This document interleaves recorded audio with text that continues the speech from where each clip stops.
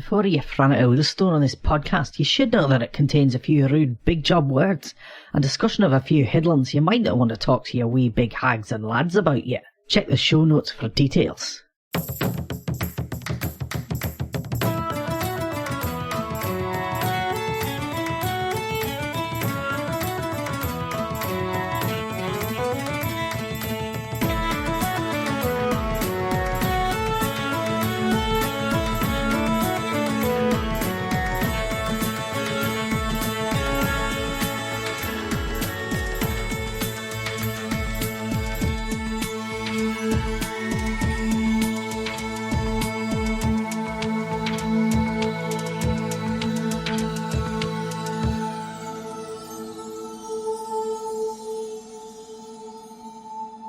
Hi, I'm Elizabeth Flux. I'm Ben McKenzie. Welcome to Pratchett, the monthly Terry Pratchett Book Club podcast. Each month we discuss one of Terry Pratchett's books with a special guest. This month we're reading A Hatful of Sky, and normally I make a joke about the title, but this month you can all just mind your own beeswax. And our guest is writer and poet Sally Evans. Welcome, Sally. Hi guys, thank you for having me. Pleasure to be here. It's a pleasure. I feel like you've kind of been on the podcast in spirit because you and I have talked about Terry Pratchett many times. Certainly. I'm like the guardian angel. The Ondergeist of the podcast. Yeah. Where do we get one of those? Because I'd love one from my house. Oh God. Maybe you can summon one. I don't know. How do you get a poltergeist? You just do the opposite of that. I think it'd run away from my house in disgust. Or would it Run glom towards it? A thrill. Yeah. I mean, I think it would have a great time on my desk. Ha. Yeah. I mean, I would never find anything. It would be all supremely organized. But, it doesn't matter how organized something is. If you don't organize it yourself, it's a disaster. That is true. Yeah. Sally, you've been a Pratchett fan for ages. I have, yeah. I know you like to get the backstory, how your guests got into Pratchett to begin with. And I think it's probably not an unusual story in that he was recommended to me by my dad. Lots of dad recommendations, I think, for Terry Pratchett. But yeah, I was working it out. So I know, I guess as a young teen, going into high school kind of age, I was into fantasy books. I was a bit into sci-fi. I'd read Douglas Adams, I think coming out of Hitchhikers, more serious fantasy and sci-fi as well, but sci-fi comedy. So Douglas Adams, and I loved Red Dwarf, and I'd read, I think, the Red Dwarf novels at that point. Maybe even some Ben Elton, but maybe that came later. But anyway, yeah, I'd read The Hobbit, had tried to read Lord of the Rings, but, I think at age 13 it was just too dense for me. And I still haven't read the Lord of the Rings books. But yeah, so my dad recommended, see if you can find Terry Pratchett books at the library. And so my high school library had a paperback of The Last Continent, I think, and a hardback of Jingo. So I know it must have been just after Jingo had come out. So I reckon it was probably 98, 99 that I started reading Terry Pratchett, and probably both weird places to start. But, high school library in the middle of nowhere, there wasn't an abundance of options.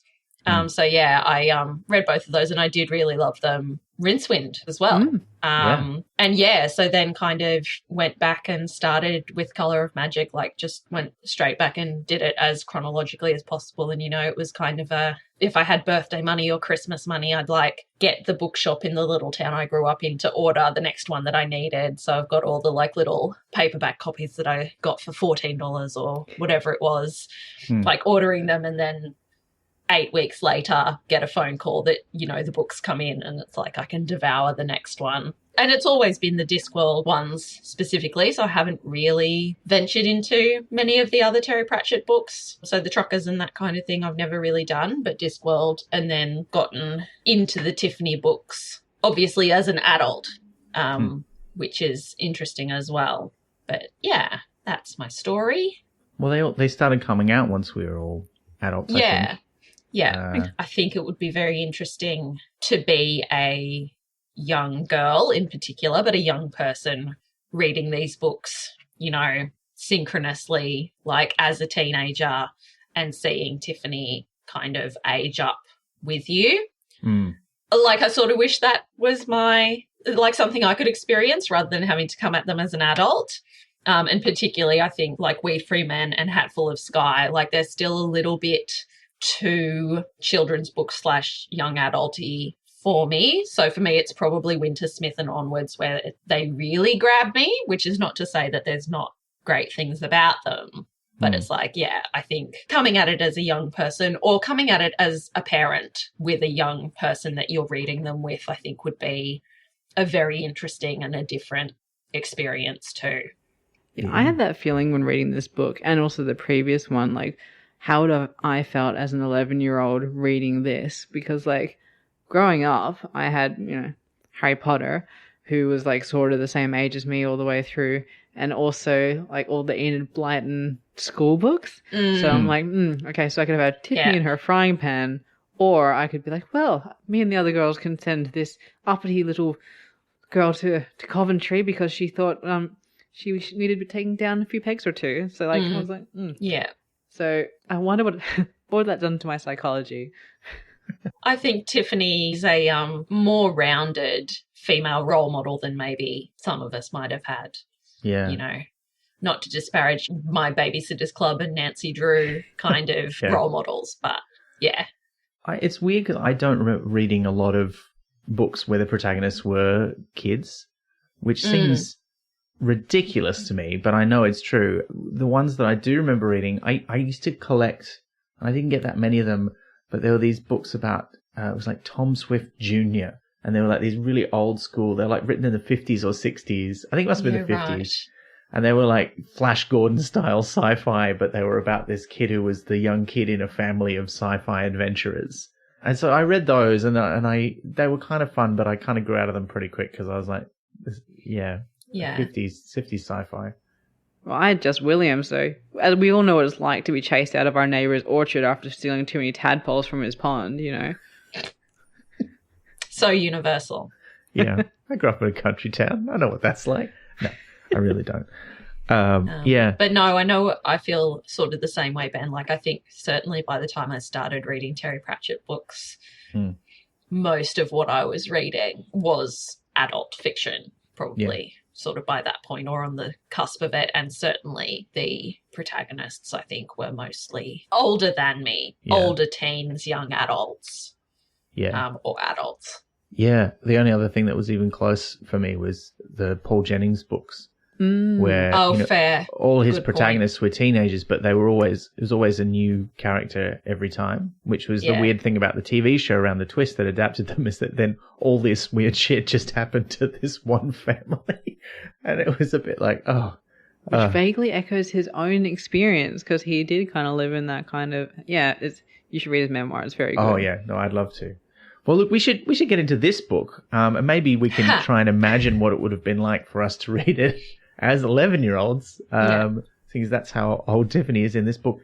And we should start, as we normally do, with a reading of the blurb. And I noticed that the blurb in my edition, I have the kind of fancy one. It is the fancy one. It's the gift edition, I think it's called, which has a very nice shiny cover, but it has a very short blurb. So I think I'm going to read the more traditional blurb from an older edition. Not that I don't like this one, but it's a bit mean to Tiffany. Maybe we'll come back to it, but I'll read the normal one. So here we go. A real witch can ride a broomstick, cast spells, and make a proper shamble out of nothing. 11-year-old Tiffany Aching can't. A real witch never casually steps out of her body, leaving it empty.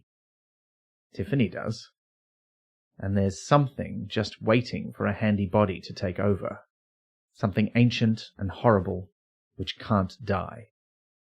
Now she's got to fight back and learn to be a real witch really quickly, with the help of Archwitch Mistress Weatherwax and the truly amazing Miss Level. Crivens and us! Oh yes, and the Nakmak Feegle, the rowdiest, toughest, smelliest bunch of fairies ever to be thrown out of fairyland for being drunk at 2 p.m. They'll fight anything. And even they might not be enough. I actually realised... Yeah, ... Is there a ... There certainly is. Yeah. It's strongly implied if there's not. Yeah. Well, actually, my blurb's actually kind of a subset of this, but then the last line of it is different. So it's just the bit about no real witch would casually step out of their body through to the something ancient and horrible which can't die. And then it just says, to deal with it, Tiffany has to go to the very heart of what makes her a witch. Which, I mean, look, is a nice encapsulation of the sort of theme of the book and the journey that she goes on. But it just means the main bit is like, witches shouldn't do this, but Tiffany did this, and now she's got trouble. You're like, oh. Which I think, that's legit. Yeah. That's fair. Yeah. And I think we'll probably get to this as we start talking through it, but again, one of the things where, like, sometimes the latter books are more interesting is that this is still sort of, ultimately when we get to the end, she does it herself, but she does it with the help of the Feegle and with the help of Granny. And I think it's interesting to frame it through that blurb is focused on Tiffany versus framing it through the other blurb is focused a bit more like it's the Feegles as the sidekicks. Yeah. And when you guys do the Wintersmith episode, like if I think about that, there's much less involvement from them. It becomes much more in Tiffany's hands. And that's what being a 11-year-old girl is kind of like, or 11-year-old person. Like you've got people working behind the scenes to help you out with stuff, but you are starting to have to take responsibility and do things on your own. Yeah. You don't get away with your nonsense as much. Yeah. Yeah, you don't have the training Feegles on your bike. Yeah. Yes, you know what I mean? I do. Because for me, the interesting bit about these books is definitely Tiffany versus the Nakmak Feegle. So, yeah. The bits that they're more involved in are often the bits that I'm less driven by. Yeah, that makes sense. Yeah. One of the things that struck me is, firstly, she's 2 years older now than in the previous book. She was only 9 in the first book, so it's quite a bit of time has passed, and she's grown up quite a lot, and that's quite But Wentworth hasn't. He still wants a sweetie. I'm glad he's in like 10 seconds of the book and then fucks right off and stays there because I still hate him. Oh, he's very annoying. I get He's 2 years older. He's not a toddler anymore. He's too old for that bullshit. He's just a brat. Yeah. He's just a spoiled brat. Well, he's like 3 or 4 years old. What are you going to do?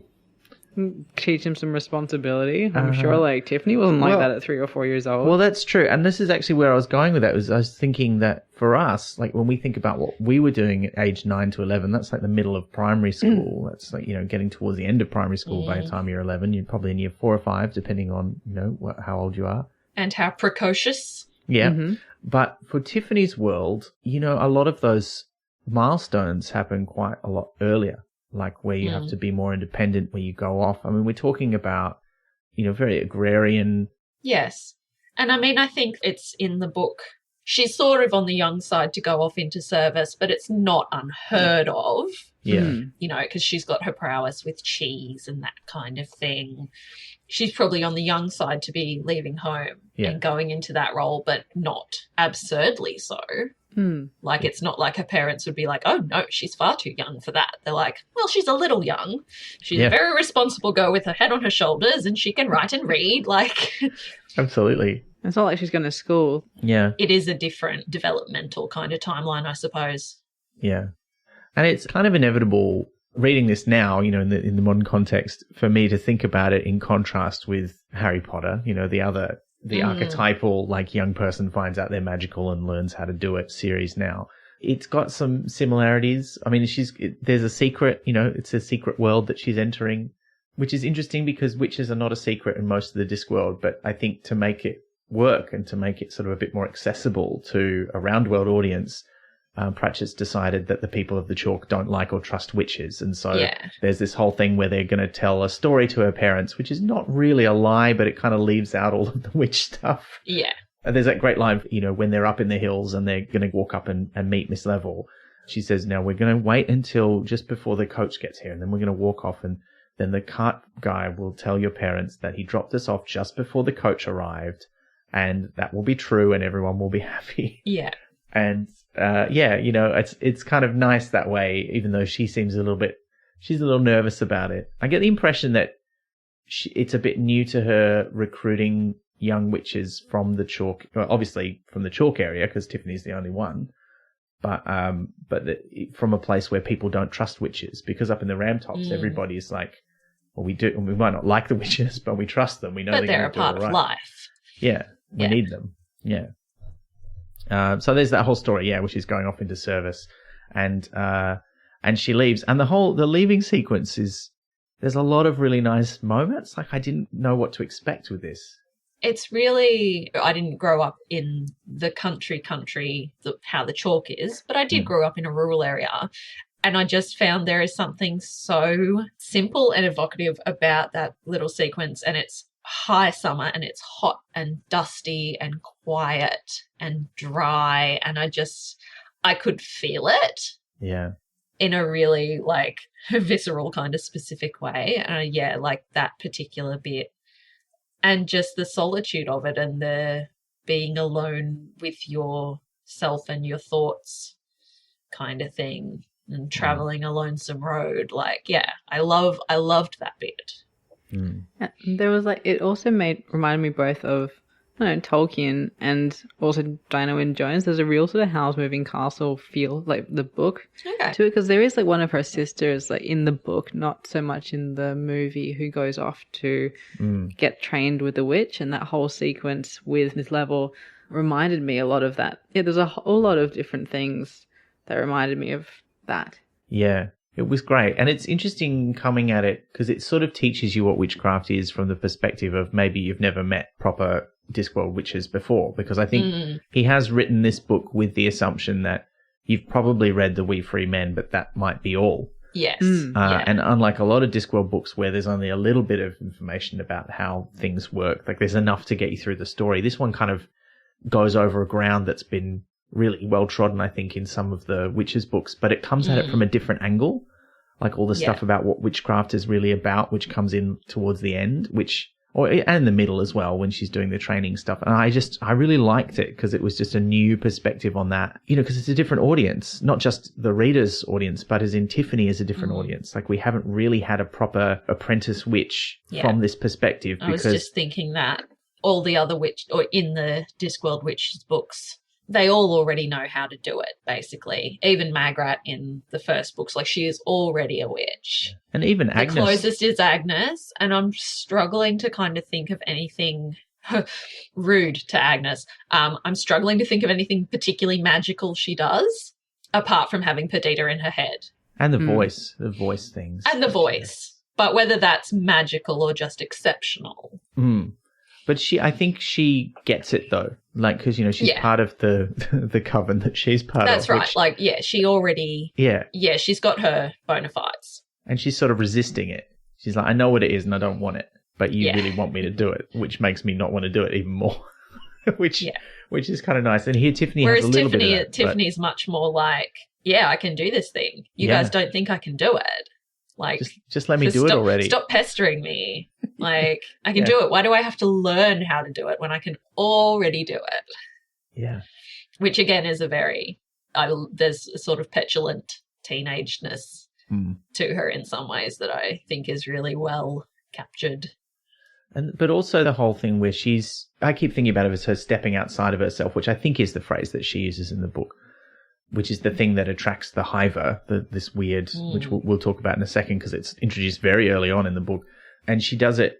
She knows there's something not quite right about doing it. Yeah. But there's just something so very definitely this is a theme that I think everyone would really glom onto as a young teenager or even a tween, there's something that now I know how to do that I'm just doing for myself. And I know maybe it's not quite right, but and I don't really know what the consequences of it are. I wrote this in my notes as well. It's not only is Tiffany, not just in this book, but not only is she kind of having to deal with going through puberty, she's also going through witch puberty. Yeah. And it's just as if normal puberty wasn't hard enough. But it's she has all these things happening that her body can kind of do that her mind or herself doesn't quite know how it's happening or why. Yeah. And she can't necessarily control it entirely. And I wouldn't say it's necessarily shame, but like there's probably some sort of sense of, I don't know what this is or how to talk about it or who I should talk to. And I think that's a very teenage thing to feel. So it's not necessarily even that you think it's wrong, but you just can't even articulate, like, what questions would you ask? What would you say? How would you describe this? So you're exploring it for yourself. Yeah. Can you tell I'm talking about masturbating? I don't know. Yeah.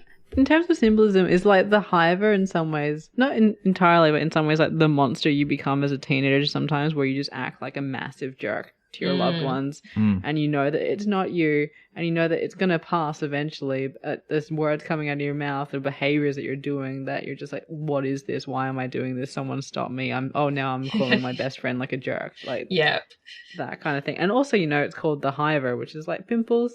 So, Is it? I guess it is. Yeah. I hadn't thought about it like that. Because I very briefly learned French in high school, I always wanted to pronounce it hiver, like shiver with no S on the start. Oh, yeah. So it was only a couple of reads in where I'm like, oh, a hiver, because it's like a hive mind, and there's bees. Oh, okay. But I do also like to think of it like a shiver, because like the effect that it kind of has is almost like a shiver. Through people or through the world. So it's like a hiver. Look, I suspect that's how the Feagles say it. I'm sure they call it a hiver, A hiver. So, that could be how they say it. But yeah, it is creepy. And I didn't expect it to show up so early. But then it does take a while to get going. Yeah. It's moving really slowly. Yeah. And there's that tension where you know it's coming. Like it's trying to find her. It can it doesn't really smell her, but it can sense her and it's on the way. Follows. Yeah. And I was surprised, but I liked also that the Feagles notice it. Like they're onto it from the start. And they're like, it's he's going to get it. And you're like, this is great. This is awesome. And then also, all this stuff is set up like in the first chapter. There's also the tension within the Feagles where Jeannie, the new Kelder, is like, no, stay here. Like, she's not the Kelder. I'm the Kelder. Yeah. And I'm telling you, your place is here. Look after us. And I like the way that's resolved too. But it's, there's so much stuff happens in this first chapter. We haven't even talked about Roland yet. Creepy 15-year-old Roland giving silver horses to an 11-year-old girl. Who wants to talk about Roland? Wait a couple of years, you creepy guy. Yeah, it is weird when you think about their ages. Yeah, but again, he is a prince or a baron's son. Like, he is nobility, and they do kind of court younger women and eligible women and do it in a really weird and stuffy and uptight kind of a way, and give weird presents. That was kind of like Queen Elizabeth and Prince Philip, that kind of age when they met. Yeah. Which I don't think makes it cool. No. But it makes it kind of believable. It's also, again, when you think about the kind of society and culture that they live in and that's sort of where it sits within our historical sort of understanding of that, it all makes sense there. But, also it is a bit creepy. But then again, and he's just such a drip as well. Like, and I love the whole Tiffany thing of like she curtsies to him because it makes him all flustered and makes him stutter. And she's like, so she does it again. Yeah. And it's just like, you show him. Yeah. Like, but then she keeps the gift that he gives her. And I get that. I get it. It's not so much that it's from him, I think, but that it's this beautiful piece of workmanship that's really meaningful to her and her relationship to the land she's from. And I think the other thing that's really interesting about it is that, Roland gives her this present. She doesn't open it straight away, which is sort of like telling as well. She's like, I just stuff it away. Not going to show Miss Tick. Opens it up and it's this beautiful, intricate, and therefore obviously very expensive gift, which she keeps and she wears, or puts on at least. a couple of times. I think she puts it on when the Hiver has her as well. Mm. And then at the end, like once everything's more or less resolved, Granny's like, I will teach you everything. I will teach you all the things you need to know about how to be a witch if you throw that trinket away. Mm. And Tiffany like looks at it and like contemplates it. And she says no. Mm. And Granny has said to her, you have to know when to be human in order to know how to be a witch. I think there's a really interesting thing about, I hesitate to say vanity because that has so much negative connotation and sinful connotation to it. But I think witches are so caught up in appearance and reputation and that kind of thing. They know the power of objects. Mm. So it's, you know, it is a test that Granny is kind of like saying, throw away this thing, like this thing that's quite beautiful and clearly meaningful. But like only the mediocre witches are kind of obsessed with that. Like when you think about the main strong witches like Nanny Ogg and Granny Weatherwax, they're not as focused on appearances. Magrat kind of is, and she's not as good as them. And then there's the whole sequence with all the girls. So yeah. But I mean, I think there's still, you've got your hats, you've got all that kind of business, you've got your markers of witchhood. Mm. But there is degrees of that. I guess maybe not even external appearance, but just the appearance of strength or the appearance of knowing what's going on or a reputational thing. But I also think there needs to be a little bit of, you know, vanity is a human thing and pride is a human thing. And I think witches just do have that little twinkling sprinkling of those vices. Like they have power and they know they need to control it in a way, but there's still that temptation. Anyway, it's just, it's so fascinating. And this is what I mean. It's so not about Roland. Mm. No, but I mean also when you first sort of noticing that other people might like you, and 11 is quite young to do that, I guess, but not outside of, you know, people do start noticing around that age or a little bit older. It's just nice. It doesn't matter if it's someone who you think is kind of a dick. That's right. I mean, you know, to a point, like you don't want them to show too much interest, but it's nice to know that somebody's like, oh, you're pretty cool, and do something really nice for you. And I think if it had been a shit present, she would have been like, I'll throw it away. And even if it had been quite expensive, she might have like found some way to get rid of it. But because it's something that is actually very thoughtful and very appropriate, it kind of shows a side to him as well to us that, as she says, you know, he's less awful or he's less of an idiot. Oh, well, yeah, he must be. Like if he thought of this present. So I think there's an element of that, but I think you're also right. It's not specifically because it's from him. She likes the gift. It makes her think more of him, but her not throwing it away, I think, has nothing to do with Roland, because I think it's more symbolic of her throwing away her connection to the chalk and to her home. Yeah. And that's something she's not willing to do.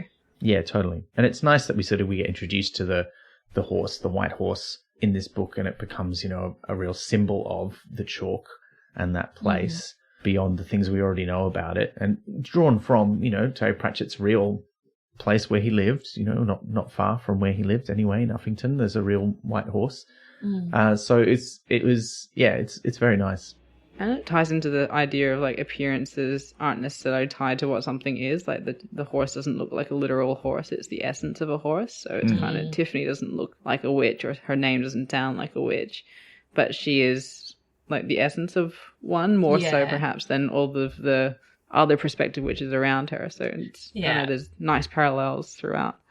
Yeah. And look, she keeps going. She's not aware of the Hiver yet, or the danger that she's in. No, but we are, and she keeps leaving her body. I'm like, stop. Stop doing that. Stay there. Get a mirror, please. Yeah, and again, it's about vanity. Yeah, most of the time she does it. Yeah, it's just to look at herself when she doesn't have a mirror. And when Miss Level finds that out later on from the Feagles, she's like, what are you doing? So annoyed. But the trip up the mountain's quite nice. I particularly like the kind of vibe that goes on between Miss Tick and Tiffany, where, you know, she's her teacher and she's got respect for her, but she's also like, I'm not going to tell you everything. I got my secrets. I know things you don't know. Miss Tick has never really done that much actual magic in front of Tiffany. It's always been about the teaching, because that's her disguise. And I mean, we've seen her make a shamble before. She does it in The We Free Men, but it doesn't get named and we don't know what it is. And here she does it again and it explodes, but they don't really know why or what's going on. They just know something's a bit not quite right. Yeah. Leaves her with some egg on her face. Yes. Hey. I like that they establish, like, this. Pratchett's a master of, like, shelving things. Like, you know, here's a mention of something. We're gonna mention it a couple of times at the start of the book. Then you're gonna forget about it, and then right near the end, it's gonna come back in, and you're gonna understand why something happens. And so at the start here, he establishes that a shamble always has to have some element of a living thing in it. It can be something symbolic or part of a living thing, like an egg, or it can be an actual living thing. Like Miss Level's got a beetle in a matchbox, which also explodes. One too. Yeah, so sad. Oh, so imagining that little beetle. Imagine the one from Mulan. I was like, oh no. But they go up the hill, and I just want to pause briefly to say I really recognise places that I've been to in Two Shirts, the town where they get off the cart, which is just big enough to have like a little sign in a window that says souvenirs. I love the script. My book, I don't know if this is in your edition, but there's a little illustration of the little Two Shirts on a line carving that she buys to send home, and it's just so cute. It has the dog in it, and yeah, the dog as well. The place where you're from, not where you go to. Yeah, I love that. Yeah, I've lived in a place like that. But yeah, I just like that whole scene. And they go up the hill to meet Miss Level in the field, and Mystic's like, I'm just going to go ahead. And this is the other time that Tiffany steps outside herself because she's like, I'm not going to be left out. I want to know what you're talking. Are you talking about me? What are you talking about? And the Hydra is getting a bit close.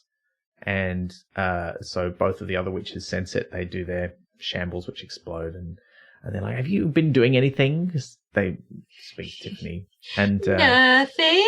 No, I wasn't doing anything. She does not sound like that, just to be clear. I did not think she sounds like that. But I love also, because I didn't know. I had no idea because I haven't read this book before. I didn't know anything about Miss Level. And they're dropping all these hints, you know, where there's the thing like, I left my glasses on my other nose. Or like, I thought I was standing over there. I'm like, what? How is she? I actually, my first guess, my thought was, is she like got a weird sort of time travel thing? Like, is that what's happening? Is she like unstuck in time somehow? And then there's the great flight on the broomstick, which as someone who also does not always deal well with heights, I'm very much identified with Tiffany in this sequence. But it just the way it was like going down the waterfall. And they go straight up the waterfall and over the thing and head chopping. I like how the solution to, like, you know, flying on a broomstick, you like have fear of flying the same way we might do in planes. Yeah. So the solution is kind of like, okay, so we just go real close to the ground. It's like riding a freaking motorbike. That's not like frightening as if at that's all. less scary. Like that's just as scary in a different way. Oh, I'm very scared of motorcycles. Tiffany throws up twice. No wonder. I do like that Miss Level has one of the coolest broomsticks. Like she's got the one that disguises itself as a bundle of sticks. The retractable.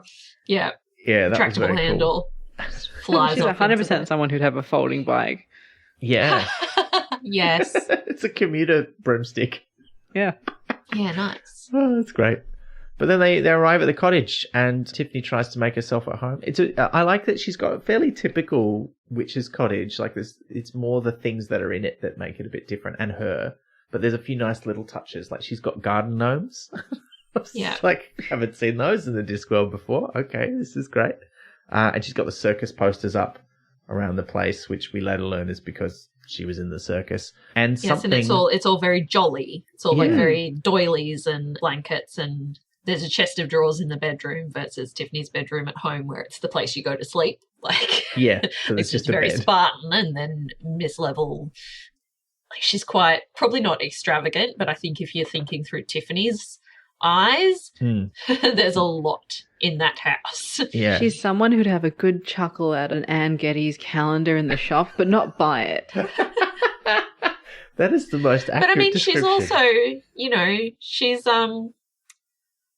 she's described as quite a big lady, and like, I can't remember if she's like got quite a lot of trinkets, but I feel as though like in the same way that Mrs. Arwidge is quite trinkety, Yes. Miss Level seems to be quite trinkety as well. She describes like a hen, like with the glasses. Oh, Yes, yeah. She's like a mother hen kind of.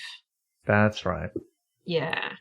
Yeah, it was interesting because I was trying to picture her, and I'm not quite sure who I saw her as, but I did see her as sort of this big, sort of slightly jolly, you know, because she is nice, but also because this is the thing that Tiffany picks up on is that yes, she's very friendly and she's very nice, but there's something just not quite right. Like there's something a little bit unusual. Like she's over friendly. Yeah, like bit. she's compensating 2 times as friendly, maybe. Yeah. Yeah. And because this is where we find out exactly what's going on with her. Although first we do meet Oswald the Ondergeist. We don't really meet him. He's just this sort of weird, or it. Well, I was going to say, not really him. Yeah, it's just a weird force that cleans things up. I love how she teases him though. Like she opens the drawer and takes like out a fork and then like puts it in with the spoons and closes the drawer. Oh, like that's torture for the. That's giving him something to do, so he doesn't like do something like you're doing. It's like leaving in a typo so that your editor has something to find, so they don't mess with your. Make bigger changes. Yeah, we've all done that. Or we've all got cats or our cat adjacent. It's like an enrichment toy, like one of those games that they have to try and get food out of. Oh yeah. Yes. Just so you can get on with your day. Yeah. Oswald's like her ghost cat that tidies up instead of makes a mess. Yeah. Imagine. I can't imagine that. I cannot imagine it. But yeah. And yes, only known as Oswald because Miss Level thinks of the spirit as like a little man with a fussy mustache and a little dustpan and broom or something. Like now that which absolutely would be. I could picture that so clearly. Yeah, it's like Mr. Sheen. Yes. Just like disembodied little fellow. But pleasant and round. In a little suit. I love this now. Not like the cleaner from Black Books, who's sinister. Oh, yeah, no, not that guy. Oh. The other thing, of course, we find out now is there's another Miss Level. Yeah. And it's like, oh, there's twins. Okay. But they're not. It's not. They're not really twins. They're just one person who happens to have 2 bodies, which I thought was such a great concept. I love this. And she's very comfortable with it. But, she does sort of speak out of one mouth and then out of the other one. And she just sort of does things with all 4 sets of hands without even really needing to look at herself. And it is a bit weird, but also kind of wonderful. And I think there was a little bit of the Roald Dahls about it, where it's this thing that's quite wonderful on the surface, but also very, very creepy, even though there's nothing wrong with it. Like, has clearly led her to a quite lonely life and quite an outcast sort of a life. Yeah. There was that beautiful flashback where she was talking about those twins from the circus, the tightrope walkers, and she was like, oh, for a moment we thought they were like us, and then she sort of just fades off. Yeah. And that's beautiful. It says like so much in a sentence. Yeah. Yeah. Yeah, that was amazing. Yeah, so I love this chapter. It was great. But when we learn a couple other things in this chapter, we get a nice bit of background on the Hiver. We get an extract from a book that's in Unseen University from a wizard. I love that book. Who tried to trap it using some magical device and was writing about it's not dangerous, it can give me great magical power, and then his writings just devolve into the scribblings of a madman, and he ends up disintegrated and being buried in a small jar.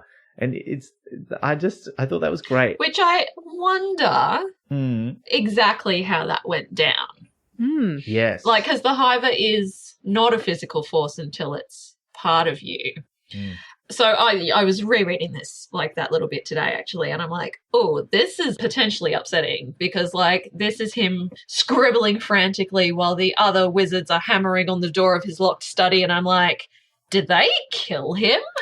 Like, did they destroy the body to put off the demon? And I'm like, they did.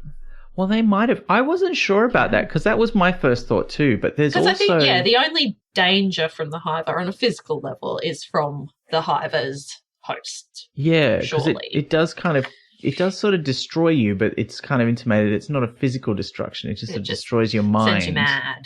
And then your mind becomes no longer useful for it to live in, so it moves on.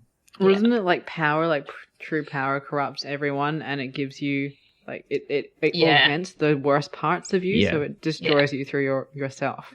Because, it's quite a metaphysical discussion about what is this part of you that is the essential you. If you're talking about, well, if it's something else took over your mind, but it had all your memories and all your thoughts, but it wasn't you, what is the bit that's been removed? And that's kind of the question here. Like you were saying, Liz, like, and not just something that happens when you're a teenager, even as an adult, you have moments where it's like you are saying things or doing things and you're like, this doesn't feel like me, but this is also coming from me. Yeah. And I think the Hiver definitely turns those parts of you right up loud and quietens down all of the like empathy and care and compassion sides of you. And it just becomes the hunger and the ambition and the competitiveness, I suppose. Because there's that great bit in the Wizard's book about how he thinks that this is what made fish walk out of the sea. And it was like great bounds. This is what has driven life on the disc. Yeah. Tamps down self-preservation perhaps in some ways as well. Yeah, which is interesting because he's kind of close to what Tiffany kind of eventually discovers about the Hiver later on. Yeah. But not quite. He's kind of looking at it from slightly the wrong angle. And also, he's, whether this is his thoughts beforehand or it's what the Hiver's sort of finding in his brain and accentuating, he's also looking at it as an opportunity to make himself, And again, maybe something one of you guys feel or have a handle on. I'm not sure whether, like, there's just one Hiver, it's the Hiver, or if there's multiple. Like, we know that the Hiver that was in Sensibility Bustle is the same one that Tiffany meets and has. But, like, are they a species or, a form or of like demon? mushrooms, where all of them have been in all of the people that they've been in, kind of like use the shared, like a hive mind. Yes, yeah. Oh, I see. I hadn't thought about it like that. So, there would be different instances. Yeah. There could be 5, for example, but 5 of them went into 5 different people. They'd all still share those experiences. So, I'm not sure. Well, I think it could go either way. Certainly the way that the Wizards think about it and write about it, and the way the Feagles talk about it, and they seem to know not much but enough about them to recognize one. They talk about it as being a Hiver, so that they're that's what I was thinking. So I got that impression, but they're very rare, and I think that's because it's also intimated that they float throughout the whole universe. They don't just show up on the Discworld. So this might be just the one on the Discworld. But look, back in the chalk, the Feagles, Rob Feagle is pretty despondent. He's like worried about what's going to happen to Tiffany. He's just sitting. Big man's dead. I know, he's just acting not Feagle-like at all. He's just sitting there going, "Oh, this is terrible." He's refused to drink. No, he must be dead. Hard liquor. But I was confused by this because they think they're dead already. So like, what? Is it weird for them to be like, he's dead? It is a little weird. I think we know what they mean in context, but he's living. Yeah, he's living. He's alive.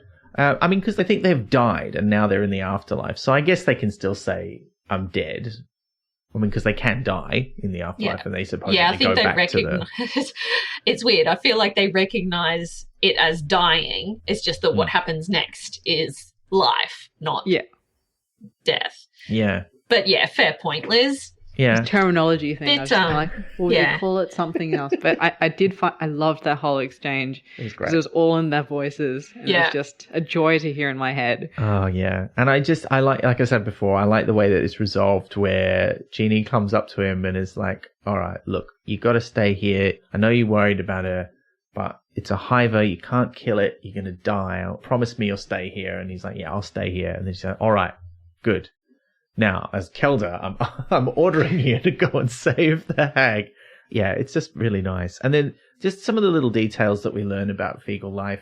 Like, she's already pregnant with her first, I think it's 7 children, one of whom... 7 sons and 1 girl. That's right, 8, one very special daughter. And that's seen as a great good luck sign that you get a daughter so early. And you're like, okay, great. Awesome. And so Rob's like, okay, well, then I'm going to put my Which plan seems an together. odd thing to be good luck, because the life of a Keldar lonely. Does not seem That's something true. you would wish upon a person, but Yeah. nonetheless. And it would be hard for a young Kelda to teach her daughter straight away the ways of being a Indeed. Kelda when you only just started doing it yourself. So that's a challenge. Yeah, and Jeannie says, I feel like I want to find the quotes. I thank you, Kelda, said Rob Anybody. I'll do as you bid. I'll take some lads and find the big wee hag for the good of the hills. It canna be a good life for the poor wee big wee thing, all alone and far from home among strangers. I said Jeannie, turning her face away. I ken that too. Yeah. And it's like, yeah. Oh, what a moment. It was so Right? great. Yeah. Beautiful. And it's like as much as I don't necessarily always gel or vibe with the Fiegel parts of the stories, like, yeah, there's bits that get me. Yeah. They're not usually there for emotional resonance. They're usually there to mess things up and make the story go forward. Certainly not the male Fiegels. No. Like, I think the old Kelda in We Free Men and certainly the coming books with Jeannie, like, I think it says in here, like, commonly accepted that it's the female Fiegels who get the brains. Yeah. But it's also the female Fiegels who kind of have those kind of moments. Mm. The little bit of thoughtfulness and consideration versus the male Fiegel tendency to just rush in and headbutt things and let God sort it out.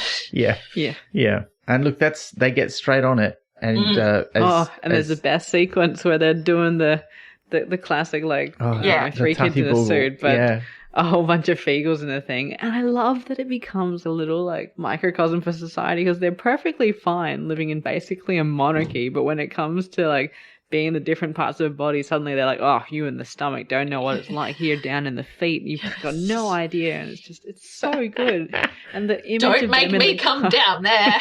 Yeah. And the image of them in the cart while, like, the passengers cower in the corner because they can't get out, while, like, bits of the body are talking to each other, and then a blue man pops out of presumably the fly. The way it's described. Yes. Yeah. Just, I don't know if I want to see it in the film because it's just so good in my mind. But yeah, I mean, it's like a euphemism, isn't it? It's like a one-eyed trouser snake. It's like a red-haired, blue-skinned man. Oh dear. Oh, sorry. I mean, it's how it is. You know, you got a Smurf in your pants, an angry Smurf. No, just popping a Fiegel. Oh God!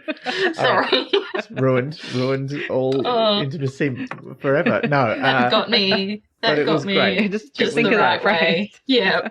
But I love that also it starts with Rob, who's at the start of the book is being forced to learn to write and read a bit by Jeannie. Writing we've made a plan, but all he's done is written plun, PLN, on a bit of paper. Yeah. It's like, right, now we've got a plan. We just have to figure out what to do.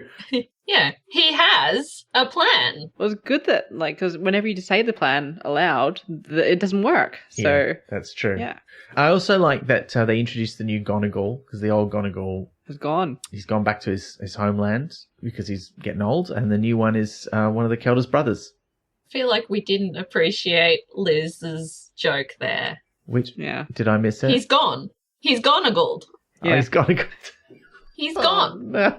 A gold. It's true. He's Gonagaled off. Appreciate it. Yeah. But I like that it's him who comes up with this idea because it's something that he's heard a story about in his own clan, and he introduces the idea to them, and off they go. I liked also that they pay people. They spend a lot of money in this because they love stealing gold and hoarding it, but once they've got it, they don't really have any use for it, so they're quite happy to give it away. And it's valuable actual gold. Yeah. Yeah, it has no value to them, really. Yeah. Apart from, plate. I don't know if it's in this one, kind of like makes the cave a little bit brighter. Oh, yeah, I think that's like, they say reflects that in the first light, one. but apart from that, it just doesn't have any use to them. Yeah. You can't eat it, you can't drink it. Yeah. But the big jobs freaking love gold. Like, everyone knows that. Yeah. Yeah. That's why they steal it. Can't get enough of it. Yeah. And the reason they're doing this, we should say, is because with Miss Levels flying on the broomstick and all of the cart and coach travel, even at Fiegel speeds, it's going to take them a long time to get to Tiffany, and they're worried they're going to be too late. So they get on the cart, they pay some money, they get on the coach. And while they're on the way, Miss Level is taking Tiffany out on rounds, teaching her the ways of witchcraft, the real ways of witchcraft, which are basically looking after people and being nice to them. Chores. And so they meet all these people, many of whom are jerks, but one of whom is Mr. Weevil, who just, gets you in a weird place in the heart, doesn't he? so many feels. He reminds me of my great-grandfather, because my grandfather died before my great-grandfather. And I just remember after that happened, and after we'd been to the funeral, that he just said it out loud. He was just sort of sitting there by himself, and people were kind of standing around. He just said, it's not right for a man to outlive his son. And this was a man who was, in his late 80s at the time. And I get that vibe from Mr. Weevil, His children are all dead. His wife is dead. He's all alone and old and just obsessed with not being a burden to anyone. And it's so sad. And yet there is this sort of spark of life in him, even at this point in the book, where, he's obsessed about making sure he's got his box full of money so that he can pay for his own funeral. But he's excited to see people. And even though he's a bit confused and he sometimes mistakes them for people who are dead or members of his family who aren't around anymore, there's just a life in him. That even though there's a lot about him that's quite sad, there is just this spark in him right from the beginning. I found I just really loved him, and I didn't know what was going to happen in the story, but I kind of just knew this wasn't be the last. He's not just here for a scene. This guy's important. Yeah. Yeah, I loved Mr. Weevil. And the fact that he wears a suit every day, and it's just that you've seen people like that. It's just yeah. He's very real. He is very real. So, yes, she's doing all this non-magical witchcraft. She still can't make a shamble. She's making a shambles of shambles. Really, really bad at it. And this is the chapter where she's doing the potion making as well, which is about the only thing that she is good at. And there's the doctrine of signatures. Oh, so good. Which is real. It's a real life thing. I mean, there's not really... Though not so literally. Not so literally, no. If only, though. Like, how good would that be? That'd be amazing. It's not bad for a daisy, It can spell pretty well. Yeah. Yeah, I'd really love that. The walnut that may contain nut. Yeah. Oh, that made me laugh, like, way too much. I love or it may contain a, finely carved miniaturized scene of ancient Clatch. Well, it might. It might, yeah. You never know. Yeah. But yeah, no, that was great. I love that so much. Yeah. And I feel like that is a real old school Terry Pratchett joke. Yeah. Or gag, rather. That is, totally. that harkens back to very early, just goofy Pratchett. He planted the seed of that very early on, yeah. Yes. Thank you, Liz. You're welcome. But it is, and also that thing of taking something from real world folklore and pushing it to its beyond its logical conclusion into ridiculousness. I really, I dug that. That is very early Pratchett. I agree. The other thing I really like in this chapter is we meet Petulia Gristle. I love her. We love Petulia. I particularly, as soon as she showed up on her broomstick, where she only knows how to turn left. She's an ambi-turner, all right? Yeah, well, no. But I know people who are like this with bicycles. They don't like riding a bicycle mainly because they can turn left, but turning right is frightening to them. And I get it. You don't have to. You can just go very left. You can go very left, yeah. It's true. 3 lefts make a right. What is right except very left? Exactly. That's true. But the descriptions of her, though, I really enjoy. Yeah. I think we've all met this person. And I see elements of myself in her, much more so than Tiffany. I was never as confident or angry as Tiffany as a child, but I was very much a Petulia Gristle. Oh, no, sheep are great. In fact, I love sheep. Oh, my God. Sorry, I didn't mean they were bad at all. Yeah. Yeah. When that thing where they describe how she turns her mind around on a dime, to make sure she's nice, but she really means it. I'm like, that was me. That's what I was like. I didn't want to disagree with anybody. And it's very annoying to some people. Yeah, I loved her. But she's come to invite Tiffany to the Sabbat, the meeting of the local young witches who call themselves the Circle. I was like, is this going to be like The Craft? He's kind of already done that. And it's not quite the same, because they're not a bunch of goths. They're worse, I think, because they're not, this is the weird thing, right? They're not all apprentices of Mrs. Arwige, because only Anagramma, I think, is the only one who's actually studying with her. But they all kind of have bought into her nonsense, and they all have, because they've got, I think because multiple of them have a copy of the book that she's written, right? And they they're trying to do things her way, and they're wearing all the spangly jewelry and the stars and stuff, and they think that stuff is important. And calling the corners and all of that kind of business, like all of the rituals. Yeah. Writing it down like a well. wizard would in a book. Yeah. Yeah, and it's just so flies in the face of everything. Like, I think if you've come to this book, as some of us have, like you've read all the other Discworld books and you know what the deal is with witchcraft, you see these young witches and you're like, you're doing it wrong. Yeah. Like, go and be wizards. I mean, it's hard to sort of say. Like, I feel as though even if you're coming at it fresh, there is the sense that it's trying too hard. Yeah. Like, they're try-hards. Totally. So I feel like that sense is there anyway, but certainly if you are used to the Ramtops school of witchcraft, you know how far from the core of it this kind of behaviour, this kind of practice is, I suppose. And we can come back to that later in the book, you know, like in fact only a few chapters after this is when we really get that hammered into us, what it's really all about. I just want to say two things on names. I very much enjoyed the hyacinth bucket moment with Mrs. Earwig or Earvage. Arvish. And I know this is not what he meant because it's like 10 years too early, but anagrammer like sounds a lot like Instagrammer, and I was kind of like, oh, she really does feel like one of those teenagers who be trying really hard to be an influencer but not succeeding as much as she wants. Like she'd be using every trendy hashtag in an attempt to try and build a brand, but it's not working. That's so true. I didn't think of that. That's great. Yeah. But like he's ahead of his time. But I was just like, it's too spot on for her character. Like if it was now, that's she'd be taking pictures of all those runes and hashtag ruining them up.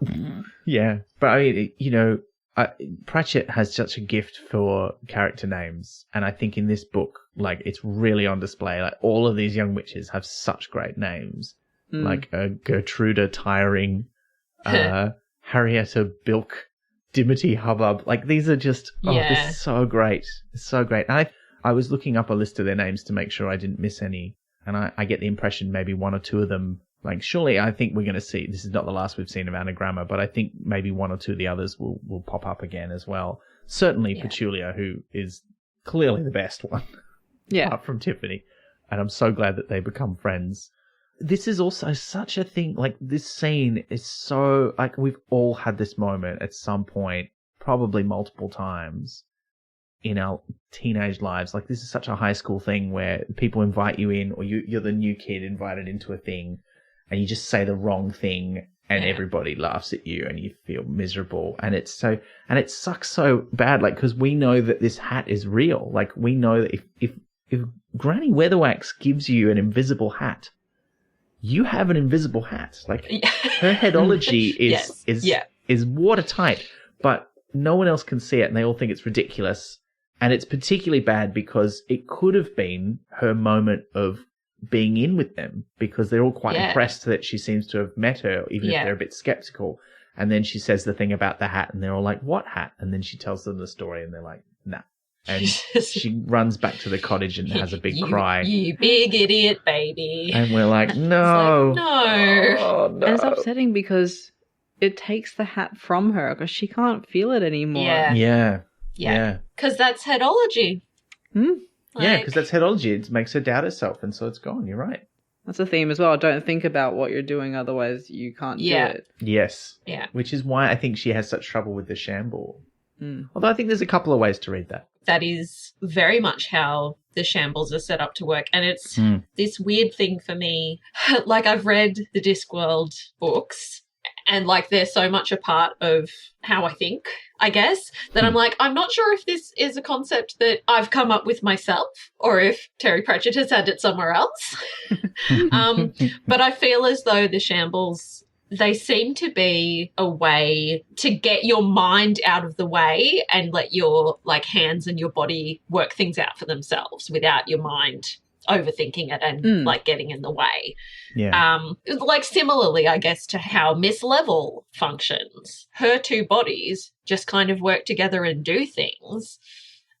And I don't think it's that she has to specifically tell one body to do one thing. Like, it's just the body knows how to do it. Yeah. whether the mind knows or not. And I feel as though shambles, like, they give your hands and your fingers something to do It's like the and, like, reverse of that. concentrate on. Maybe. It's like the opposite of mindfulness, like mind emptiness.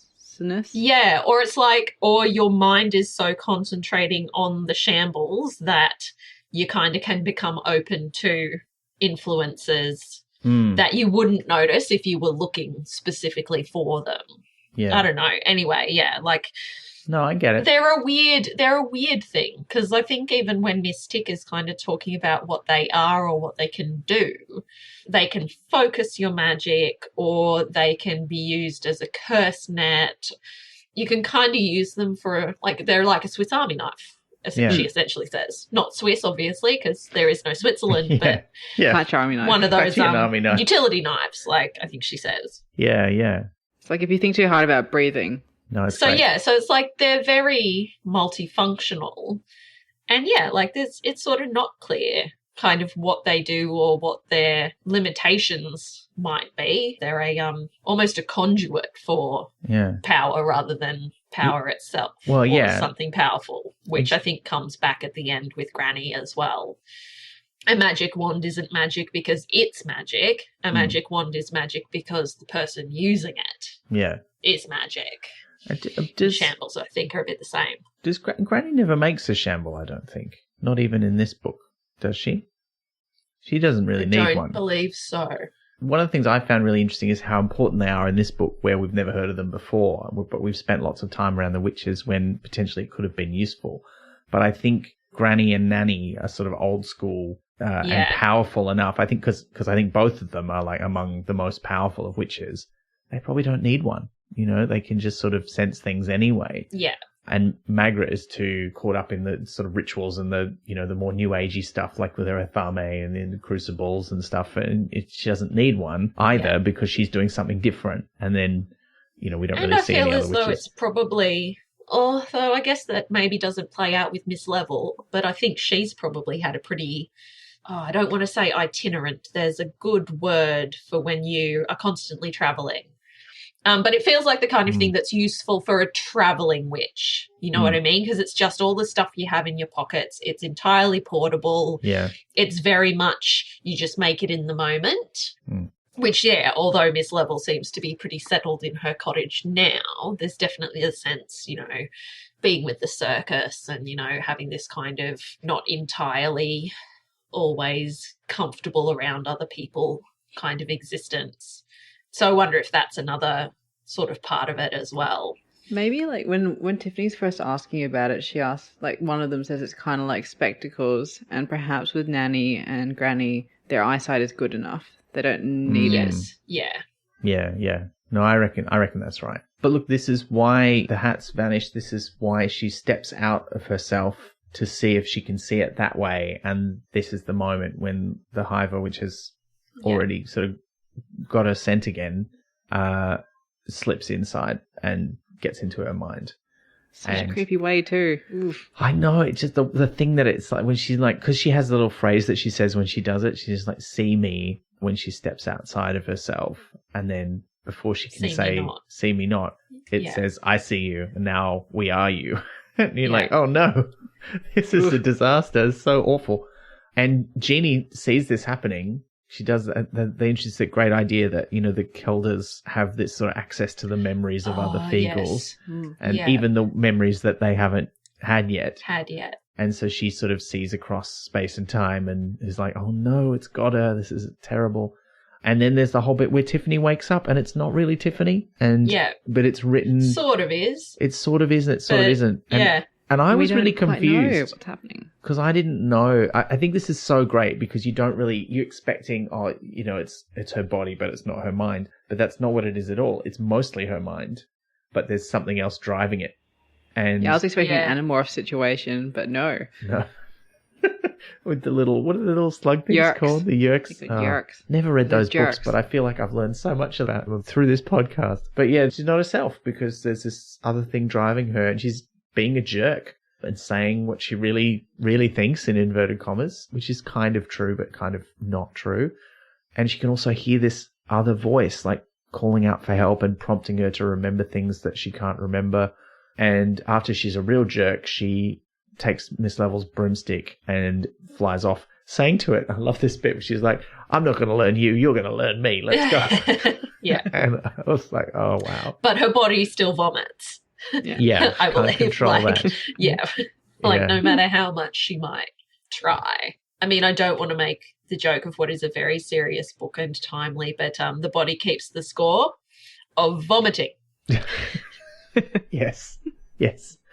She heads off on the broom. She doesn't just go anywhere. She goes to Mrs. Earwig's, or as she learns in this chapter, Mrs. Arvidge's cottage to get revenge, more or less, on Anagramma for being a jerk and making her feel upset.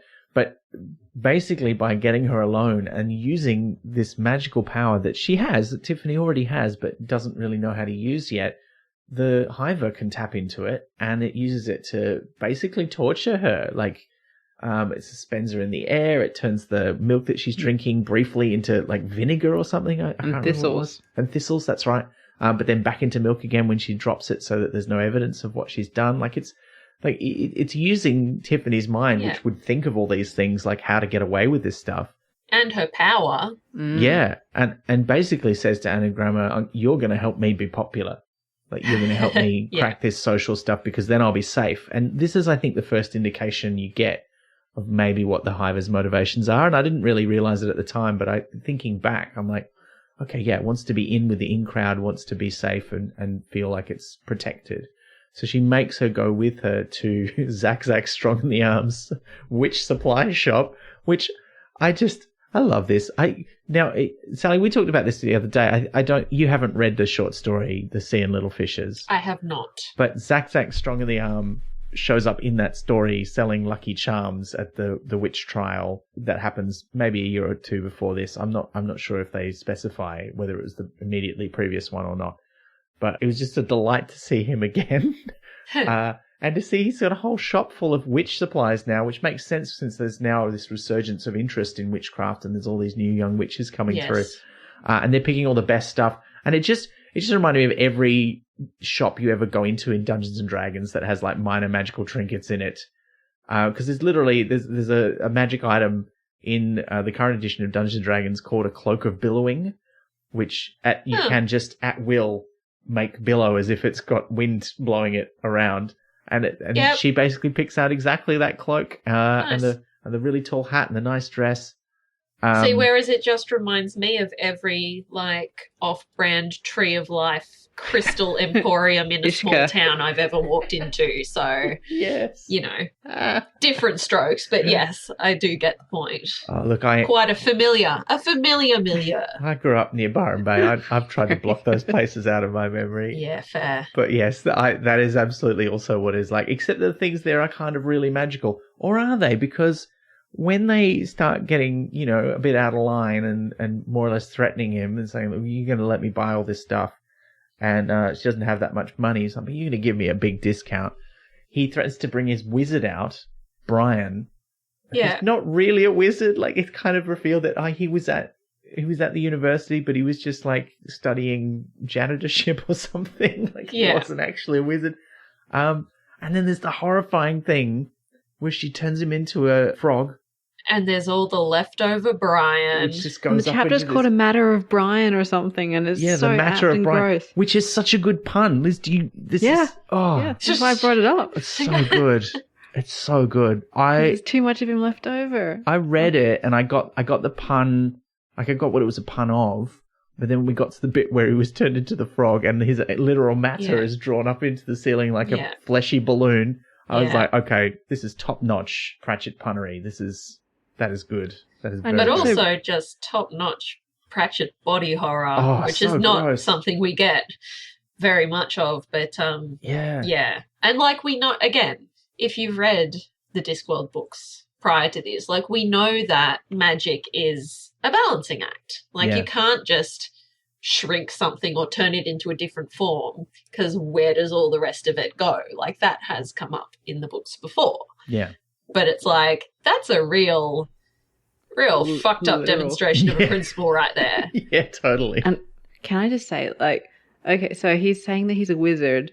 Wizards go to university, which is like supposed to be intellectual, smart brain thing, but he did not actually study to be a wizard. His name is Brian. Tiffany brings anagramma into the shop, and it's an anagram of brain. I'm not articulating this well, Yes. but it's all very beautifully done. The words in this chapter. Yeah, so Yeah. good, so good. He's not quite a brain, and he's slightly a brain. yes, Yeah. and he's like a crap Merlin, which is appropriate to the whole Matter of Britain business. So it's like, yeah, it's great. The Matter of Britain is the name given to the collection of medieval writing about the legends and heroes of Great Britain, most famously King Arthur. It's not the only such matter. There's also the Matter of France, which deals with King Charlemagne, and the Matter of Rome, which combined classical mythology with the history of Rome. Each one was basically the medieval equivalent of the Marvel Cinematic Universe. And you think, surely it can't get any more horrifying than this. But it will. It absolutely will. No, thank you. Because she goes home, she turns him back into a Brian. Not a Brian, the same Brian. He's like, oh, you're a different Brian now. It's a philosophical thing, because like once your matter is reassembled, are you the same Yeah. person? The teleporter problem. Yeah, yeah, true. If you've been turned into a frog and your guts have been floating in the ceiling, are you the same person? But he doesn't even seem to remember it, thankfully. Yes, yeah. I mean, that's a trauma response. That's pretty normal. Oh, I don't remember being born. Yeah, Yeah. true. But look, she goes home. Meanwhile, Ms. Level has met the Feagles. She's drawn them out with promises or threats of not sharing whiskey, which is... I love how smart she is about this, even though she's only recently learned that they exist. And they explain to her about the hiver and what's going on, and she realizes this has happened. But also they kind of tell her what they've been watching Tiffany do, and she realizes, wait, she knows how to borrow. But she's just stepping out of her own body without putting her mind somewhere else. Yeah. And that is not safe. And she doesn't know how to protect herself, and this is a disaster. And now this thing is in there. This is terrible. But then she comes back, and she's like, wait a minute. Where did you get the money to buy all this? Hold on. Have you stolen? And she's about to ask her, have you stolen Mr. Weevil's got? And then she just turns around and just disintegrates her. It's horrifying. And the thing I like about it is he really preserves the horror of it, because even when immediately after the start of the next chapter, Miss Level wakes up because her other body is still alive, it's still horrifying. Because we've established this is one person with two bodies, and now part of her is gone. Yeah, I was really impressed at how much I never thought, oh, but it's fine though, because she's still got another body. It was always like, this is horrifying. Yeah. And the only people she has there to comfort her are the Feagles. Yeah. Yeah. They try. and they're like... They do. And yeah, she's just so out of it. She best can't understand them. intentions. She doesn't know what they're talking about. So, Yeah. Can you make you a cup of tea while destroying all your crockery? Will that make you feel better? Yeah. And this is like one of the key moments for our new Gonagle, Awfully Wee Billy Big Chin, who spins this story about goblins and stuff because it's easier for her disoriented mind to understand, which sort of gets her back on side. But she's still sort of a bit out of it. She can't really do anything. But this is when the Feagles decide they've got to enact their plan, which they've previously explained, which is they're going to get into her mind and fight the hiver in there, because they can go anywhere they want. They can go into any world they want. Yeah, with their crawl step thing. Yeah, I love how they don't really explain how it works. And in fact, there's even that great footnote that's like, they say something about it, and the footnote just says, if anyone understood what this meant, they'd probably understand a lot more about how Feagles travel from one place to another. Yeah. And then there's that little extract from the book again, my favorite bit of which is that they don't really explain it, but at the end they're like, yeah, we don't use it to travel around the world because we've got like feet for that. Yeah. I'm like, this is great. But yeah, so they're going to go into her mind, which they do by following the horse. They kind of figure out that this is their way in, is that she's kept the horse and she's wearing it, even though she's put on all of the fancy stuff she bought at the store. By extorting the dwarf, but she's also wearing the horse, and they're like, that's significant, that's like an in, we'll use that to get into her mind, and they do. And in her mind is this kind of copy of the chalk, particularly the And Granny Aching's A little caravan thing. Yeah, thank you. I always think of it as a caravan. I don't think that he ever uses that word, Hut. but it does have wheels. Yeah, It did have wheels. It's been burned down now. Go with the sheep. Yeah, yeah. It just made so much sense. Like, he'd already spent so much effort talking about how connected she is to the land, even in the first book, and that's kind of the whole resolution of that book, like her summoning up the power of Granny Aching through the chalk, through the land under wave, and using that to expel the Queen of the Fairies. And you're like, okay, this is great. It makes sense. But she's not there. And I again, you know, throughout this book, I was like, I don't know exactly what's going to happen. It was always not quite what I would have thought. And I love that about this, because she's not there. It's empty. But then they find just a message on the wall, which is something that happens earlier in the book when the Hiver first wakes up in Tiffany's body and it's doing things around the place and it's not getting things right and it's forgetting everything Tiffany knew about cheese making. Somebody writes on the table a note about it. Yes. And it's the real Tiffany trying to, you know, get control of her body back. It was so good. And the resolution for this is great as well, because the Feagles are often so stupid that you don't want them to have a scene by themselves unless it's just for comic relief. But in this scene, I think they really get there. And I particularly like the way Rob talks to Billy, the new Gonagle, and reassures him, because he's like really young for a Gonagle. He doesn't really know what he's doing. He knows all the stories. And he's like, but I don't really know anything about this, Rob. And Rob's like, well, nobody knows anything about this, so you've got as good a chance as anyone else. And I don't think this is what Rob anybody says, but no one knows anything about it. But you know how to tell stories. So you, of anyone, a Gonagle's going to have a better chance. Yeah. Because you know how stories work. And how stories work is such a big thing in the Discworld in general, but I think in the Tiffany books in particular. Yeah. Because then when we get to the witch trials and she's fixated on this thing of, okay, I know I have to work out in the stories what is the third wish. When you get 3 wishes, what is the third one? It's like, like the shape of stories is such a key thing. You want to have a Gonagle there. Even if he knows nothing about it, at least he can tell the story. And like sometimes that's how you work it out. And I mean, he does, you know, he works out that, the sun is starting to set. And there's trees growing at the edge of the chalk where it's supposed to be just, you know, rolling hills with no trees. It's just grassland. This place, which is a safe place, is not safe for too long. Like, we've got to do something about this now. And then the message is these 3 things. Oh my God, that huge paragraph of Rob Anybody describing each of the letters in detail. Oh, yeah. Yes. I'm trying to read it. That was so good. Oh, man. The whole paragraph of that is just so indulgent, but it's so good. Yeah. And it also really, like, validates their new Kelda's whole thing, because she's the one who's like, you guys got to read. Because it's the only way she can communicate with them, So she's there too, like, and she contributes to this. Like, I mean, I know that her brother can read, and he's just like, you know, it says this, but it was great. I also love how, again, you know, everything Pratchett does, even when he's making stuff up, you know, he's drawing on real things. Like, here's these 3 things that have very distinct smells, and they realize these smell. Okay, we've got to get these smells under her nose. These are things that are going to bring this memory to the forefront of her mind, which is going to bring the Hiver here to this safe place. And this is where we're going to be able to defeat it, because this is where she's strongest. So he sends everybody else off, and he puts Daft Wally in charge of the thieving, because it's just constantly, you know, he's the comic relief Feagle in this. I mean, they're all comic relief, but he particularly is the one who always just makes a noise when you're supposed to be quiet, or says the dumb thing that gives things away. But now he's like, okay, you're in charge because you know how to steal stuff. You got to go and steal a piece of wool, some Jolly Sailor tobacco, and some turpentine. And so they go off on the broomstick, which Hamish flies. He's not really flying, but he manages it anyway. And they do steal those things in some great scenes. There's the little thing where they meet some girl and she's like sees fairies. Her as a grandmother telling the story. And it's like, oh yeah, they just wanted some turpentine and they were kind of jerks. They smelled weird.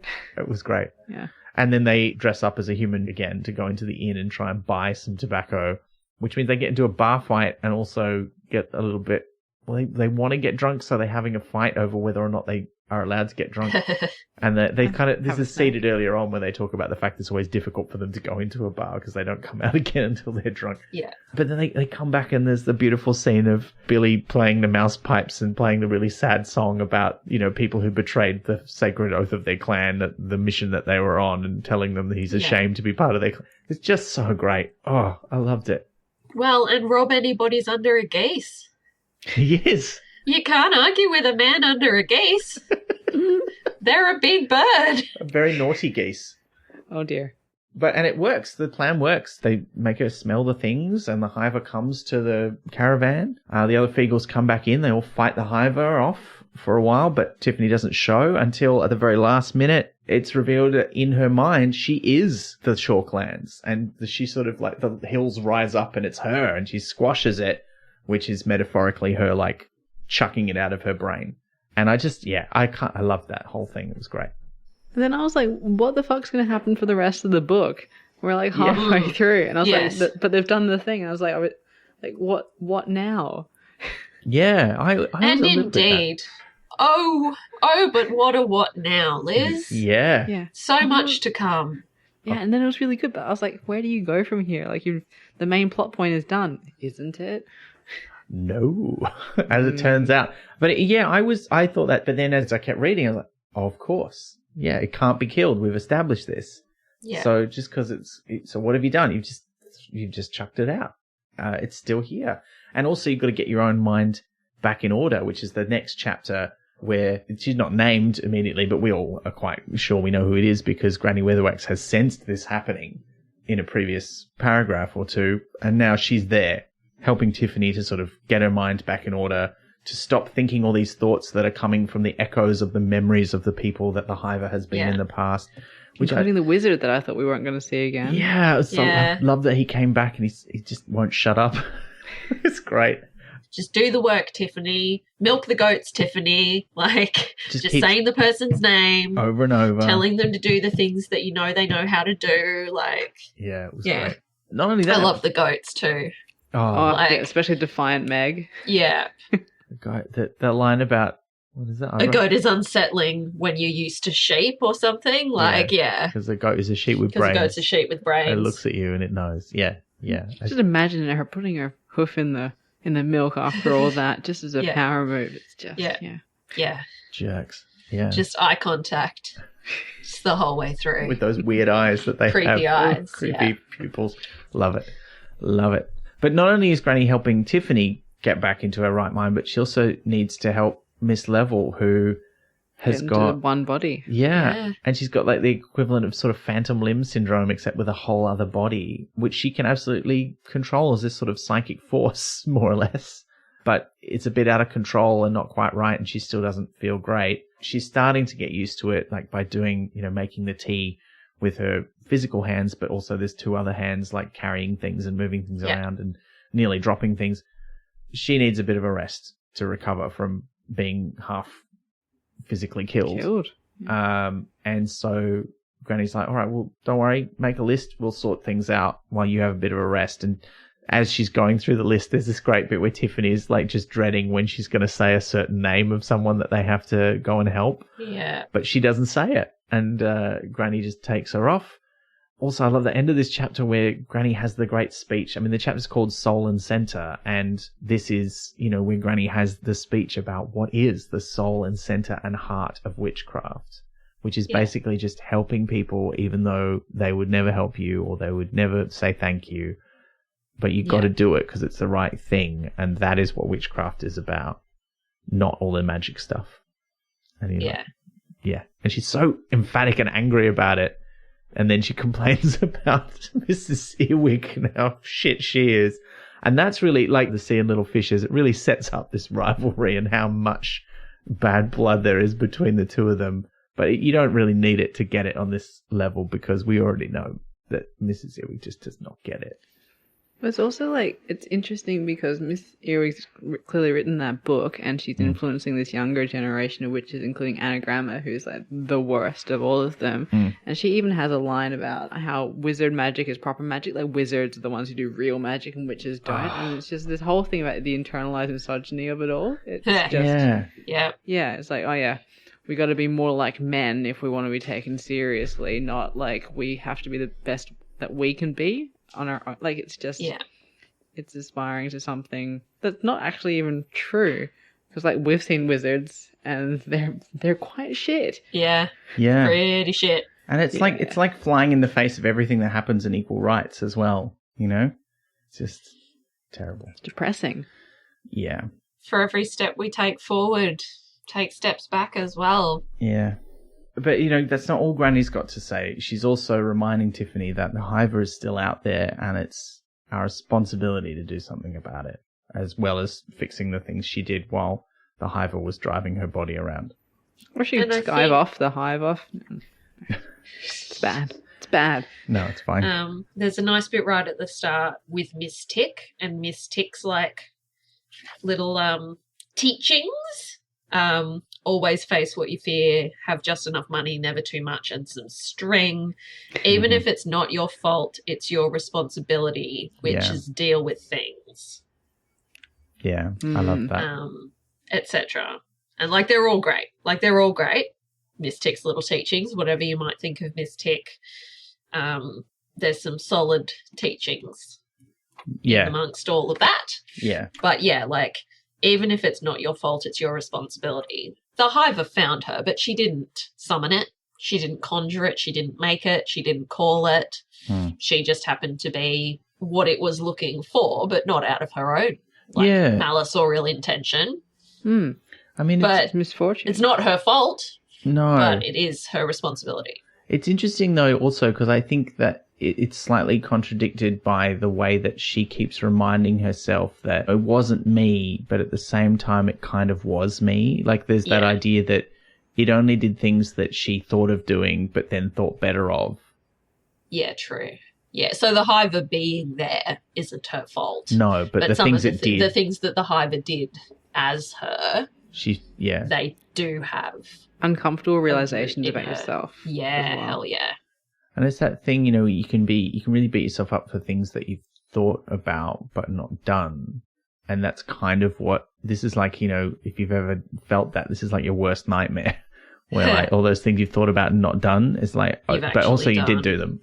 You're like, no. Choosing not to do them is the main thing. Yeah. And I think it's a tweet or a meme of some kind, but it's something that has stuck with me in the past few years that I read somewhere on the internet around your first reaction to something or someone is the prejudices you have learned, but it is your second, like it is what you think about it and do about it that reflects the values that you are choosing for yourself. It's something along those lines. And the hiver is definitely that whole, like, it latches onto your first most kind of reactive response to things. Like, it's quite primitive in that kind of way. Yeah, and that's kind of going back to the idea of first, second, and third thoughts that is so central to these first couple of Tiffany books. Yeah, which I thought was great. So great. And this next chapter, The Late Bloomer, is where Tiffany has to face up to the consequences of some of those first thoughts and first reactions, which is to think that Mr. Weevil's kind of like, he's old, he's going to die anyway. Why are we looking after him? Shouldn't we just let him die and use this money for something useful? And this is why the hiver has come up with the plan of stealing his money. So she's dreading going in there, but she does. And I like the way that Pratchett finds a way for this to have a happy ending without her being let off the hook. Because she goes to open the box to show him that it's empty and tell the truth, but then finds that the Feagles have already been there and filled it with the gold. Yeah. But then she still says... tells the truth. But look, this is obviously not your money, and I've got to tell you this is my fault. And she just tells him the whole story, and he's like, okay, now help me get on a wedding suit so I can go and ask this widow to marry me. And he just doesn't faze him. He's just like, as far as I can tell, I'm better off even if you did something wrong, and it doesn't sound like it was entirely your fault anyway. And she kind of does get away with it, but only because she's honest about it and tries to do the right thing. Yeah. And I think Yeah. that's She a owns nice up to ending. it. Yeah, and it's just delightful. Yeah, because she could have gotten away with not telling him, and it would have been that's fine. right. Yeah. But yeah, She she was- chose to come She clean. did the right thing, Yeah. even when it was hard.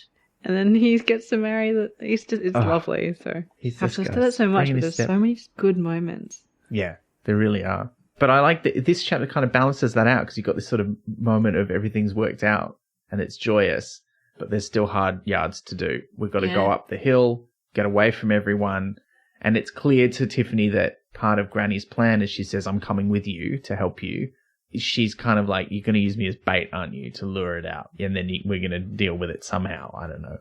But she realizes while Granny's sort of borrowing an owl to watch out over the area that it's not going to come near because Tiffany was scared of Granny. She knows how powerful she is, and that means the Hiver knows as well, and it's not having a bar of it. It's not going to come. So like, well, I don't know what we're going to do then. And that's when Petulia shows up, and I love that Petulia shows up to say, are you okay? And Tiffany has that first thought of, what would you do if we weren't? And then has the second thought, well, you would stand in the way of the thing because you're actually a proper witch. Like she gives her her dues. A witch and a good person. Yeah. Like, you would be scared and your magical charms would be useless, but you would do but it you'd anyway. do it anyway. And it just made me love her even more because it's the day of the witch trials. And they're like, okay, well, if the Hive's not going to come to us here, we might as well go to the witch trials because there's no way Granny Weatherwax is going to miss him. And so they go. The wizard Bustle won't shut up about the Hiver's stuff. But also this is when she starts to have that thought in her head that she's like, well, I've got this thought on the edge of my head that I kind of understand what we've got to do. We've got to figure out what the third wish is all about. And she doesn't really ask Granny about it because she hasn't really figured out what that means yet. But they head down to the witch trials. It's like a big fair. It's a fete, and it's kind of getting a bit out of control. I like how Granny's like, it used to be just witches here, and now it's like just everybody comes. No, with all caps, and a good day out for the family. Yeah. Like, oh, it's so weird. But then again, I mean, probably every country show and fair, it started out being the Country Women's Association baking competition or the sheepdog let's trials. give an award to the best cows. Yeah. Biggest thing. pumpkins. And then suddenly it's some bumper cars and show bags and it's all like just a fun day out for the whole family. And a lucky dip. Yeah, you've got to do something to entertain the kids because they don't care about this stuff anymore. Yeah. But I like that those shows that still preserve that sort of wholesome, let's show off everybody's talents kind of angle. And they still have like drawing competitions and best jam making and all that stuff. I love it. Oh, so good. But yeah, when they're there, Tiffany thinks it's going to be a safe place for them to go because it'll be full of witches. But when they arrive, she realizes it's not just full of witches. There's just regular people and kids there as well. And that's not a safe place for the Hiver to show up. And so she's not really sure what she's going to do. And she starts panicking because the Hiver's coming. Now, I kind of lost track of this when I was rethinking about this. Why is it coming to is it still coming to try and get Tiffany, or is there some other reason why it's attracted to the witch trials? It's going to find another witch, basically. Someone it's going to get into who's got power. I wasn't 100% I don't sure quite of follow that. that either. Yeah. I mean, it works. And I think eventually it's kind of lured in by Tiffany. But I didn't fully grok that, I don't think. But it didn't matter too much. Like, it still kind of made sense to me. Because Tiffany's trying to figure out the thing with the wish. She asks, and as the Hiver sort of shows up, the other witches sense it's there, and they're like, hang on a minute. And they don't know what it is, because witches don't really know what Hivers are. Like, they're not part of witch lore. Granny and Miss Level only really know because the Feagles have told them. So they're like, okay, nobody else knows what this thing is. They don't realize it's unkillable and basically immune to magics and stuff. What are we going to do? And then after asking Anagramma, who gives a crap answer from memory, she asks Granny, what's the third wish? And she says, well, in any story worth the telling, it's the wish that undoes the harm the other two wishes have already done. I was thinking about this the whole time because I am a very amateur, I stress this, amateur student of folklore. And I was thinking, well, which version of the three wishes story is it going to be? Like, is it the wish that sets the wish giver free? Or is it the, this thing or is it that thing? Yeah. And it's the fisherman's wife story. It's the talking fish wish story is the kind of classic version of this where, you know, the fisherman catches this fish that can talk and he asks it for a wish and he wishes for something bigger, and then his wife hassles him to wish for something more impressive, and it doesn't work out the way they wanted, and eventually he wishes that he'd never made any wishes at all and everything goes back to normal. And then, but there's also another one where they get wishes and somebody wishes your nose was a sausage or something. There's some weird version of it like that. I think it's a Russian version of the same story, but there's one where they get 3 wishes and they just get into a fight over what the wishes should be, and they accidentally wish like these horrible things to each other, and then they have to use the last wish to undo them. So it's an archetypal kind of story, but I wasn't sure if that was where I didn't know which way it was going, because there's other ones it could have been. Yeah. But I like that it's this one. Granny's like, you've got to face the hiver. You do it. It's, you know, it's here because of you. You need to make this right. And so she's trying to make a shamble to focus some of her power through. She still can't do it. She drops the egg. She's previously told the Fiegels to stay away as they go up the hill to deal with this. But at this point, Rob Fiegel drops off a buzzard from out of the sky and says, put me in your shamble. I'll be the living part of it. And she's like, but I explode them all. He's like, nah, it'll be fine. And she uses him to make a shamble, and it works. And she's able to call on the whole power of the chalk once again. And some people swear they see like a magical horse shape like flying through the sky, and there's all this sparkly stuff, and the hiver is kind of trapped in this tangle of stuff and becomes sort of weirdly visible. And I thought the visual of that was really cool, like this sort of weird refracted cloud of faces. Of all its hosts. Yeah, I thought that was really cool. I could really imagine it, you know, sort of all shimmery and pearlescent and weird and speaking in this kind of cacophony of voices all at once. And she just talks to it. What's your deal? Yeah. And realizes that it's like acting, you're safe here. And that's what it wants. You know, it doesn't feel safe.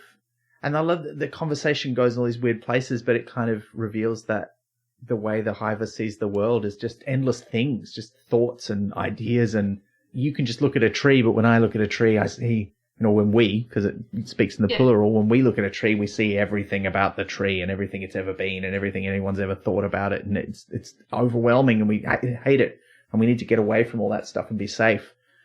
How are we going to make you safe? They kind of come to the conclusion that it's like, well, can you show me how to die? Like, that sounds like it would be quiet there. And I think this is one of the first times, I certainly don't think we've read in any other of his books where somebody wanting to die is kind of a big part of the plot. Mm-hmm. But I think, there is another one. We haven't done Thief of Time yet, have we? No. Yeah. No. So I don't think we've read any of the other ones. I think there was one where there's a couple of ones where, you know, like I think in Mort, like the witch who's going to die is like, it's fine. Like I'm ready. Yeah. And I think there's one other one where someone says, no, I'm cool with it. It's time. It's not a problem. But this is a bit different, where a thing that cannot die is like, well, can you show me how to do it? Because then I'll be somewhere where I don't have all this stuff happening to me. And it's like, okay, I don't understand what this is, but it sounds like what I want. Yeah.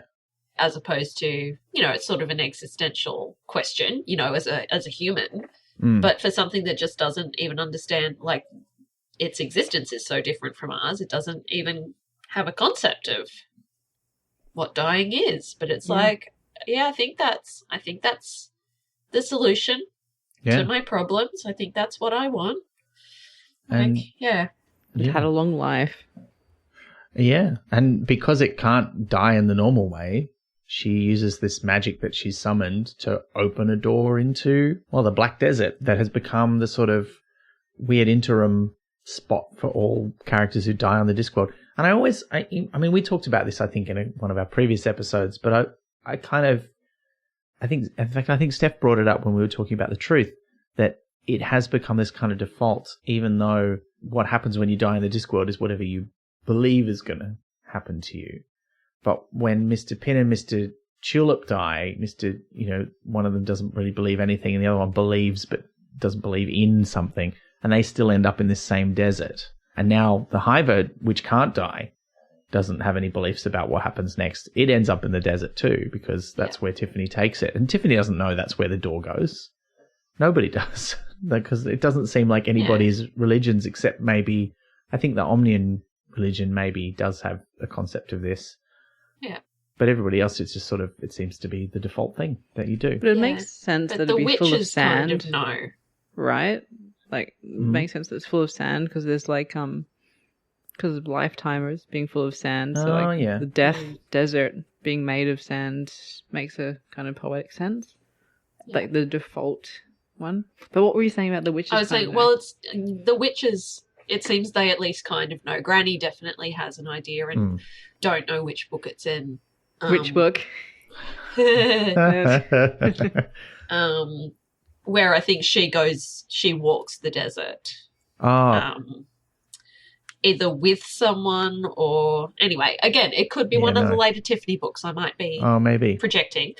But also we get in this one, like once this is all done and dusted and Tiffany comes back to the real world and everyone's like, you weren't in a desert. Like, You didn't go anywhere. Invisible Hat Girl thinks she's in a desert. Yeah. Did you see the fairies there? Oh. Yeah. Like there was some sparkly and stuff, Petunia's but like, whatever. shut the hell up, Anagramma. Like, we all know that when someone is dying, you sit with them and, like, you're trying to guide them to another place. Like, so there's a sense that they kind of, witches in particular, because they exist on that edge of passing into the next life, like helping people pass. Like, maybe they don't know that the desert is there necessarily unless, you know, you're quite powerful like Granny, but they have that inkling, that intimation of like, yeah, there is somewhere just one step beyond life. Yeah, totally. And we know it and stop. Like, I think that's, again, one of the great things about Petulia is it's like she has sat with a dying person as part of her kind of, not apprenticeship or whatever she's doing, whatever we call it. Anagramma, if you don't know this, What are you either even doing you're here? pretending and you're being a jerk, or you don't know it and you are a big phony. And a jerk. Sit the hell down. Yeah. Like, Yeah. and just, Petulia's just the best. It's very satisfying. She is the So best. satisfying. Totally. And the it's best. always satisfying when it's the mousy one who does it. Yeah. Like, we always love some comeuppance from, like, the one who just says a lot and always gets told that what she's been doing is wrong Yeah. by the cool girl. And then she's like, no, No, you shut you know up. what? You can go and eat shit. Yeah. Yeah, it's very satisfying. Yeah, so that was great. And as is, like, I gotta admit, I don't know. It's speaking of things, whether they're satisfying or not. So what happens, once Tiffany leads the Hiver into the world beyond, the Black Desert, she leaves it there, or, well, she doesn't just leave it there, she sort of helps it come to grips with what it needs to do, giving it a bit of an identity by giving it a name and explaining what it was missing, like the sort of the way that it works, and telling it some stories about how humans came to be that sort of give it something to hang on to, and naming it, giving it the name Arthur, which I thought was very cute. And so it goes off across the desert to go, okay, well, I'll go and figure out what I've got to do It's next. going to go have an Arthur life. Yeah. Oh my god. Oh, no. Yes. Okay. All right. I'll pay that. But Same. heads off. And then she's stuck because, as Death says, that was a door in and you can't go out the door in. Yeah, It's very Got important. to find the egress. So she's, yeah. So she's stuck there. And I was Like sort a of little thinking, heron? I don't know how she's going to get out. Like, I knew that Rob, who's with her, can get out of anywhere, but he can't take other people with him. So what's she going to do? And I was kind of, I wasn't, and I don't know if I feel like, I kind of feel it is satisfying that she doesn't have all the answers and she doesn't figure it out herself, and Granny kind of pulls her out. Granny Ex Machina, yeah. Yeah. Yeah. Because there's a little bit of, in both these books, where Tiffany calls on this vast power that's kind of her birthright through her granny and their connection to the land. But she hasn't really earned it or learned how to do it properly yet. So I think if she also figured out all of her problems using it, a bit like she does in the first book, again, it would feel a bit like a cheat. But I think in the first one I was okay with it. I was like, yeah, okay, like it's a bit, It's a fluke. it's a bit of a fluke. It's fine. It's the thing that happens when you first unleash the power. It's very powerful. Now it's like, well, I've got a bit more control, but I don't really know what I'm doing, and now I'm stuck in the world of the dead. and someone has to bring her out, and it's great. And I think, again, it's being a kid. It's being an 11-year-old. It's like, I mean, possibly a bit old for like learning to swim kind of metaphors, but it is like there are skills that you are developing, but sometimes someone has to come in and help you get out of the pool or whatever it might be. Yeah. Like, you just can't do everything. And I think it's also, as much as Granny is a bit of a like lone wolf in a lot of ways, but witchcraft is all about depending on and relying upon your sistren. Yeah. Your fellow witches. And the other people around you too. Like, I mean, that's what Miss Level teaches her. Absolutely. Is, you don't get paid, but it all kind of works out in the end that you have enough to eat and you have enough to work with because of all the things that you do. And you give a lot of it away, but you always end up with enough for yourself. And it's, I agree. Also, like what you were saying, like, she's a literal child, and it's kind of a good message to be like, you don't have to work it all out on yourself. It's okay to ask for help, and it's okay for people to come in and teach you things. It's not like there's a lot of classic stories where the kids just flounder around and figure it out, which is not realistic. So I think it is good to have a heroine that accepts help and sometimes needs help. Yeah. Yeah. And there's from another woman too, which is important. Like, if it was a dude that was helping her out, you'd be like, no, come on. Oh, if it was fucking Roland. Yeah. You'd flip the book, wouldn't you? But look, I think we can get to the end of the book here pretty quickly. Tiffany gets brought back out. Petulia stands up to Anagrama and says, no, they have the witch trials. And kind of nobody wants to do anything because Tiffany's already done this weird thing and no one's really quite sure what it is that she's done. And like, it wasn't really a trick. Yeah. And she wasn't really competing. And Granny's sitting there. Or was it like Granny's trick? Yeah. Really? And like everyone's like, and then like Petulia gets up and does the pig trick, but without a pig. I'm going to do it on a sausage. Amazing. And like we have no idea what the pig trick is. I mean, surely this is she does it on a sausage though. Surely this is a reference to Willow, the film Willow. I have not seen the film Willow. No? Neither have I. Well, I will not spoil this for you, but I will say that a pig trick is involved in that film. But it's not really. It's probably not a reference to Willow. I mean, it might be. I don't know. But I like that she gets up and does the trick. And that Miss Level does her juggling with two bodies while only one body physically exists. And while people are they like those tricks, they like Miss Level's juggling, they like the pig trick that Petulia does, nobody really wants to compete apart from them. And there doesn't really seem to be a winner. Everyone just sort of goes, okay, but there's this sort of understanding that maybe Granny's won by default. And a few people try to persuade Tiffany that she should do something because they think, you might win, you can do something really cool. But she's like, no, I'm not going to do it. Yeah. And I've already done my thing. Like, I've had the recognition that matters. Yeah. And while Tiffany's in the Death Desert, Granny puts her hat on Tiffany, like her real hat.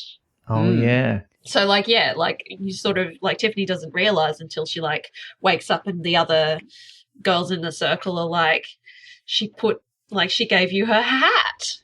Oh my God.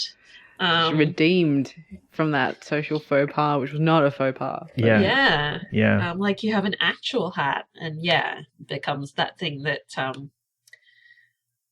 she then has to, she visits Granny and has to return the hat because she's like, I think I need to find my own hat.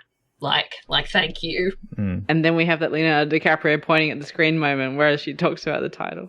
Because she's a hat full of sky. Yeah, but doesn't she gives her old hat and says, you hang on to it until you get your own one because I'm making my own one every year. I'll have another hat. Don't worry about it. So I think there's it's just a nice sort of wear this. It's temporary. You'll get your own hat, but also I don't need it back to have because your own hat. I'm making my own one. Yeah, so it's like a interim hat, which I thought was quite nice. It's your training hat. It's your hand-me-down. Yeah. Because the individual hats don't seem that important in a lot of ways. All the witches have their own hat style, but they're constantly buying new hats and making new ones. Nanny's got the one with the flask in the tip at one point. Well, I think, especially as a senior witch, you probably get, you're wearing them all the time. It's true. You go through a few, wouldn't you? Through thick and thin. Yeah. If a house drops on you, you need a new one, that sort of thing. Yeah. Yeah. Or you don't if you buy the really strong true. one from the with guy. the reinforced tip. Yeah. Yeah. Yeah, that'd do it. But yeah, when she goes back home, I wasn't expecting this from this book because, knowing there's 3 more to come, I was like, maybe it's too early. But when she goes back home and basically is, I'm a witch, guys.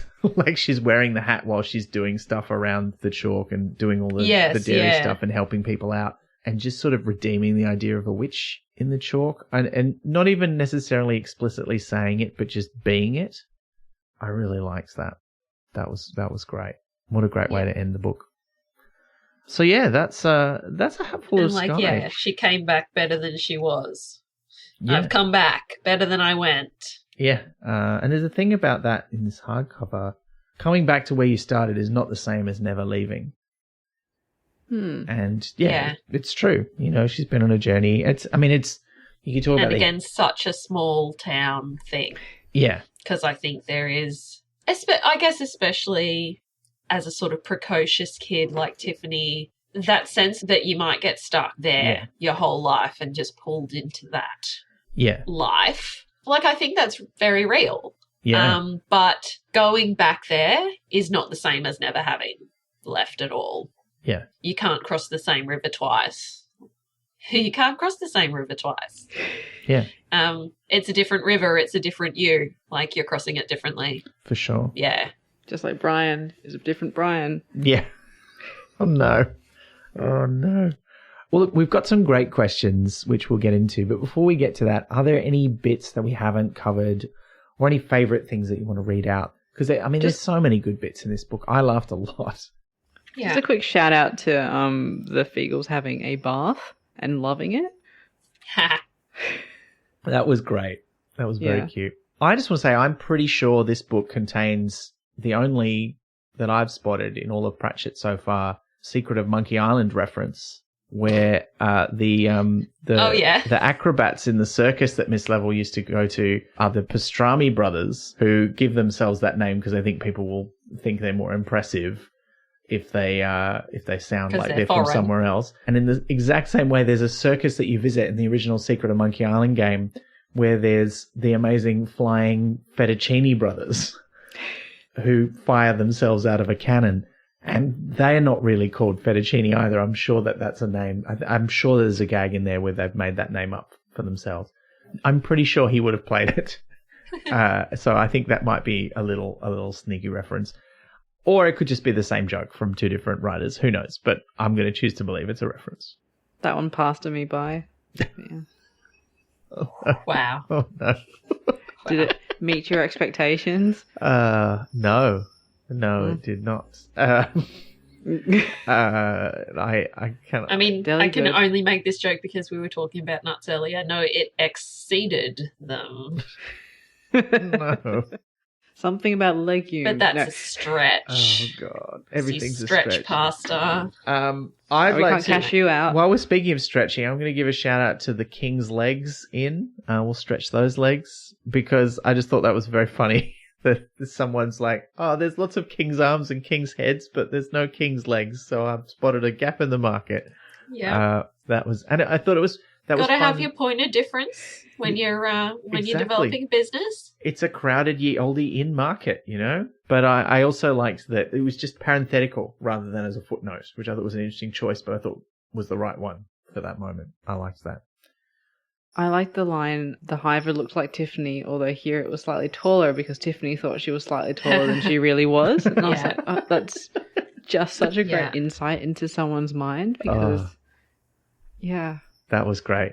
Yeah, I like that too. There's that great bit at the start. I think this is in the original book too, but where right at the beginning she's talking about the Feagles and the things that they do, and he talks about the Feagle way of granting wishes. Which is, if you wish you had a knife, they'll steal a knife. Yeah. But don't wish for other things because they'll grant them in ways that will be violent and thiefy. Yeah. Oh, and Granny asking about what's gravitas. Dignity. Wisdom. The cloak gives you a certain gravitas. What's gravitas? This is charming. Just great. So good. I mean, Granny's whole soul and centre speech is amazing. I don't want to read it out because I kind of just want to hear some of the great actors of the age performing it because it's such a great speech. But I love the bit, and this will come up in the questions, but I love the bit where they're talking about the Raddles family and they've got their privy too close to their well, and so they're fouling their water. They didn't do anything about it when Miss Level painstakingly explains that there's little things that live in the privy that if they get into the water, they'll get into you and then they'll make you sick. But when Granny tells them a story about there's a goblin that likes to, mess up your water because of this, they do it immediately. And Tiffany is outraged by this because she knows that the germ theory is correct. But Granny is much more pragmatic and is like, no, just tell them a story that they understand. That they understand and they'll do it. Appreciate, yeah. Which is what she does to the Hiver later in the, in the Death Valley. Yeah, totally. Yeah. So I really like that. And just there's so many things. I don't want to read any out. There's just one of the other things that I really enjoyed. Just a little moment with Granny, like where you just get an idea of what she's like to other people when it's not her story. Like there's the bit where she's been doing the rounds with Tiffany and there's a bee in her ear. And then she just says, oh, yeah, and you need to tell Miss Level about this. Because she's just getting the goss from the bees about what's important. And then there's another bit where they're going up into the mountains where Tiffany's like, you come up here all the time? He's like, yeah, but isn't it dangerous? Aren't there like wolves and trolls and things? Don't they attack you? And she's like, with a self-satisfied look on her face, not anymore. Oh, so Granny Weatherwax in a nutshell. So good. Oh, I would love a short story of just that. Like... Just the first time she gets attacked by trolls. Yeah, that would be amazing. First and last time. There's only one other thing I will briefly read out, and then we should, and then if you've got any, we should get to those, and then get on to questions. But I loved the names of the books at Unseen University that are footnoted, that are in the faux Latin. Yeah, because there's the res centum et una cosmagus. I can't pronounce Latin, but it's fake Latin anyway. But it translates to 101 things a wizard can do. I just thought that was great. And the monster. And is it the Monster Book of Monsters as well? In this which is also in Harry Potter. Yeah, Liber Eminus Monstorum. I'm not sure which one came first. We'd have to look that up. But it's kind of an obvious joke to make, I guess, in some ways. But it's still very satisfying. And at least this was 2004, and that was the fourth Harry Potter. So that was around the same time, I think. Yeah, roughly 2002, 3. But they could have been writing them at the same time. Just a coincidence. It's a good joke anyway. I'm happy to see it twice. I think it's interesting. The whole thing about wizardry and writing things down in books and even being like a research witch. I think even maybe Magrat is she's quite comfortable with writing things down and journaling and that kind of thing, or having a diary. Yeah. Tiffany definitely is as well. And like by the end of the book, she's like, she has so much more to write in her diary because it used to be just like writing about making cheese every day. Yeah. And like Friday the 23rd, Roland showed up when I was out on a walk again. Dear Dairy. Vomiting. Oh, no. Granny and Nanny are not literate types by any means. Like, Nanny starts writing, banana daiquiri and, like, just gets stuck in the word banana. And it's like, banana, and doesn't know when to stop. Like, that's where we're at. And then the Feagles learning how to write as well. And, like, this whole idea of, like, it goes on saying a man's words even after he's dead. Like, yeah. And there's that. Yeah, like that idea. Yeah. It's a nice kind of callback that, in the first book, this clan of Feagles is so dead against anything being written down.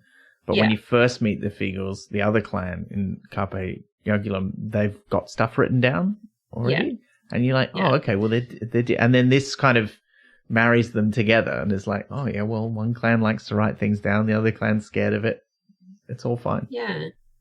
Well, I mean, they're scared of the legal implications. Yes. Mm. Yes. I believe, as much as anything else. That's true.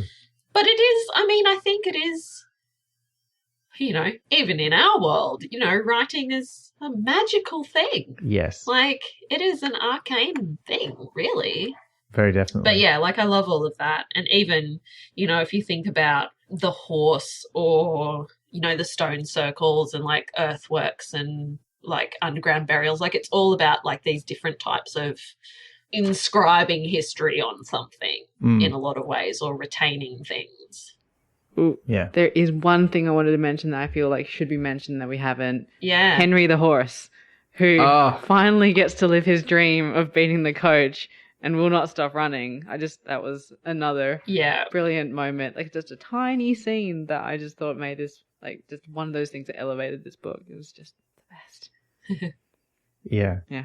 Good old Henry. He was great. I loved him. That was awesome. But we should do some questions. Yeah, so this one comes from Luke Jimenez via Facebook. At which point in A Hatful of Sky did the Witch Trials pun click for you? I didn't get it until the epilogue. It's established in The Sea and Little Fishes, which we read before this. So I kind of got it. But it's just such a beautiful inversion. I don't know if I ever... Like, I don't think I ever thought of it as a pun because I don't really think of it as funny. But I'm always like, oh yeah, witch trials. Like, I understood the reference, though I never thought of it as a pun. Is it a double entendre, kind of? But, you know, yeah, I don't think it was always in my head of, like, yeah. And that is, again, not to spoilerify, but the trying of witches and witch finding will come up in later Tiffany books as well. Yep. Oh, and this is another one. Granny Weatherwax has been described since Equal Rights as a powerful figure who is beginning to feel her age. Carpe Jugulum has a lot more images of Granny being tired and weak, partially for the show, but also not. With every appearance from here on in, she's more and more open about her fatigue and slipping power. Do you think this is Terry grasping with his own age, mortality, and slipping health? It's an interesting question because really in this book, there's just that one moment, like towards the end, where they're walking and Granny just sort of slips and nearly falls over, and she's not doing it for any reason. It's a sign that she's starting to feel not as all-powerful and made of iron as she used to be. But this book is too early. Like, this book is it's a year or two before his diagnosis. I think, you know, he'd had some health scares and stuff, but I think he was just thinking about this stuff. Like, he's always been interested in death and people's lives ending, and why should that be a scary thing? So I think it's kind of an evolution of that thought. So I think maybe the later ones. And also, I mean, probably just from a very pragmatic perspective, like, he's obviously trying to start this offshoot series with the Tiffany books. And you can't just keep writing Granny and Nanny and Magrat books. You have to kind of make space. So I think Granny's the wane of Granny Weatherwax. Yes. Like, I think that's almost sort of inevitable in some ways. Like, you can't just keep... Like, she's an old lady. She and Nanny both. They're old ladies when you meet them at the start of the Discworld books. But also, I wonder how much of Granny's cleverness, I suppose, or whatever, might have been part of how Terry thought of himself, and, like, whether that's an exploration of what it is like to just get older. Yeah. Because it doesn't even have to be diminishment of your mental capacity or anything like that. Just aging. Aging sucks. Yeah. Yeah, for sure. So, yeah, I don't know. Well, the next question comes from Grace Ordnung via email. So the first question is for Liz specifically due to her medical background. There's the part of the book where Tiffany is arguing with Granny about telling the truth as opposed to telling stories to get people to do something. So telling them about bacteria versus goblins in their drinking water. My question is, are there other examples in history where the folklore got the right message across even if the information was different/wrong? Like, that is a great question. I can't think of specific examples where people deliberately told people in the medical sense something was different to get them to do something, but there are previous medical things that were in place based on wrong information. So I'm not sure if it's about the telling light. This is one that I'm certainly going to look into and ask around about, because I would love to know it. But there was like the whole thing about like drilling holes in people's head to let like the demons out, etc. But I think that's because they genuinely believe that, not because that was just the story they told to relieve tension or blood build it up around the brain. But yeah, it's not quite the same thing. But one of my favorite stories in medicine is when Jon Snow, yes, that was his actual name, figured out that cholera was coming from the communal drinking water supply. I think he was somewhere in England, probably London, and people wouldn't believe him because like, people did not believe about the tiny things in water. So he just went around and just took all the handles off pumps so people couldn't get water and thus couldn't get cholera. A genius. I mean, lateral thinking at its finest. Because people wouldn't believe him, so he was like, well, I guess I'll have to find the other way to make it work. So it's not exactly the same, but it's, But there's a great follow-up question from Grace as well. What story would Granny tell a village in order to get them to social distance / wear a mask or get a vaccine? Oh, we need this story now. Yeah. I feel like the mask one would be something about not letting demons see your face. Yeah, not letting... Like not being recognised in some way. Yeah. Maybe. But don't let them get in your nose or your mouth, or they'll like climb into your tummy and do something. Like yeah. Yeah. Yeah. There's invisible... protecting... Yeah. Invisible... The goblins. Goblins, yeah. I feel like goblins are just a good catch-all for things. I mean, not actual Discworld or even D&D goblins or but demons, like... They're just a good word. Yeah. Yeah. Like a vaccine is like, oh, it will make your sweat smell different, so therefore it will keep the goblins away. Yeah. That's very good.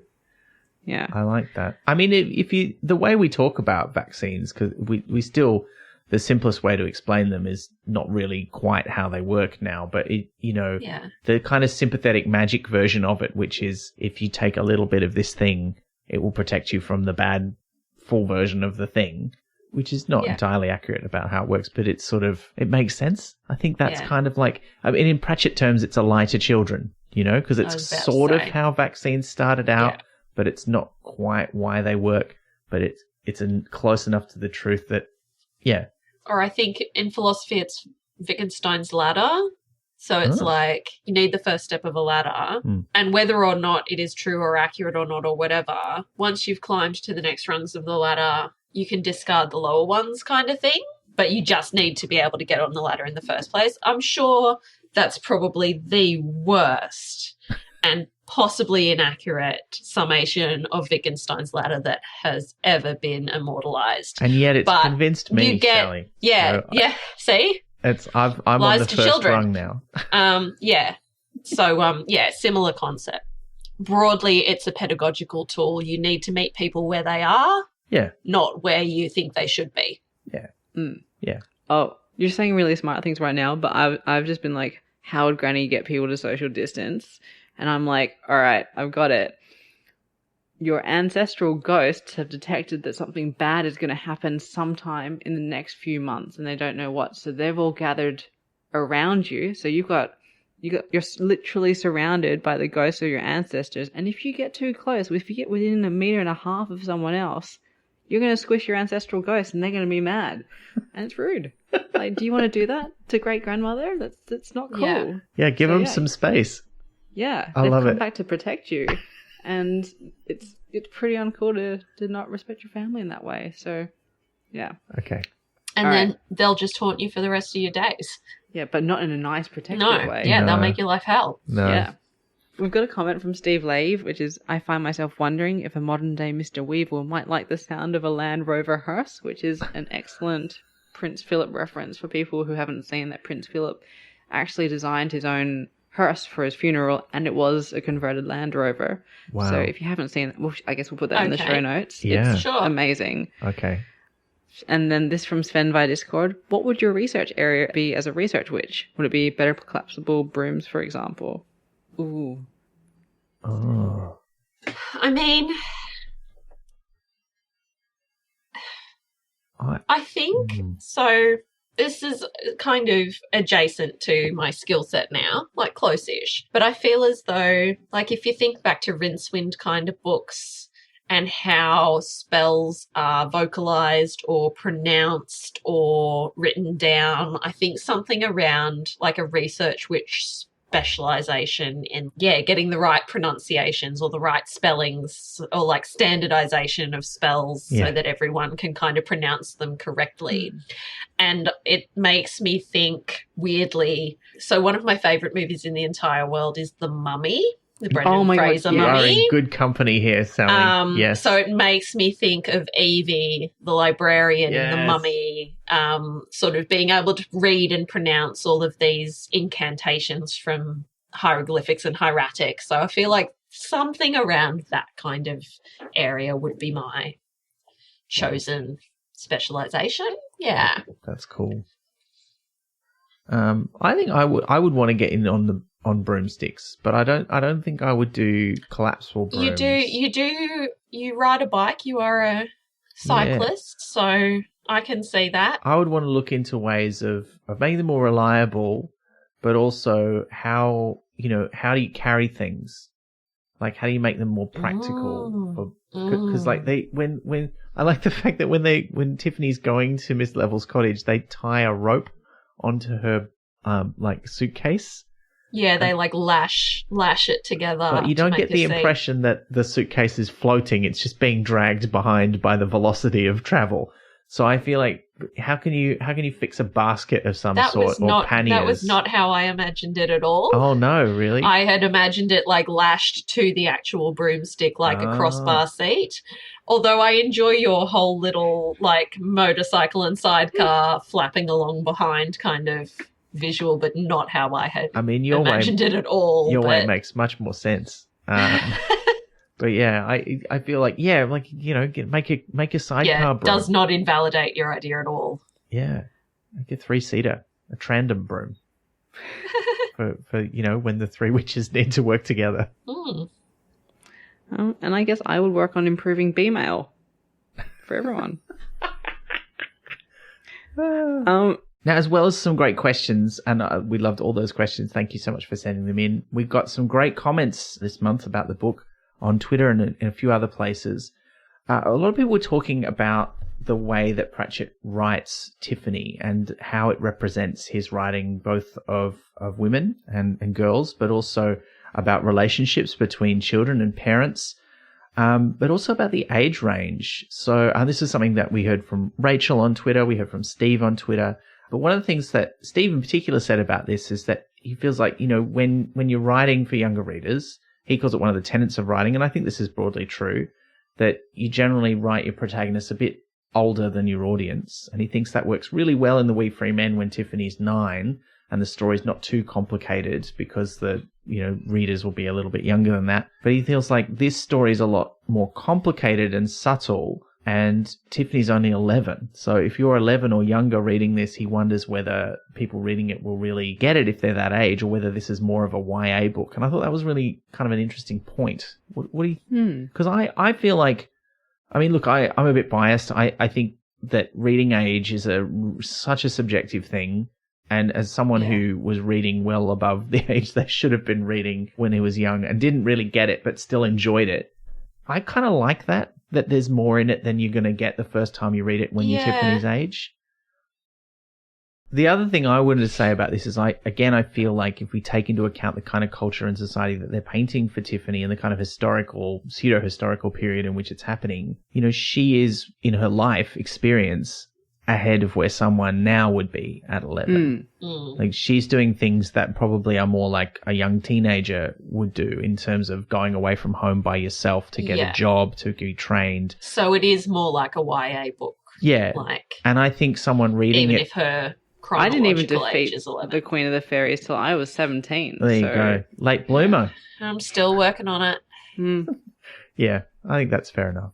The other thing that Steve did bring up too is that he felt like this was a much more nuanced and well-drawn portrait of a young person, and he thinks of Tiffany as a person rather than a character, and wondered if she's inspired by Rhianna Pratchett.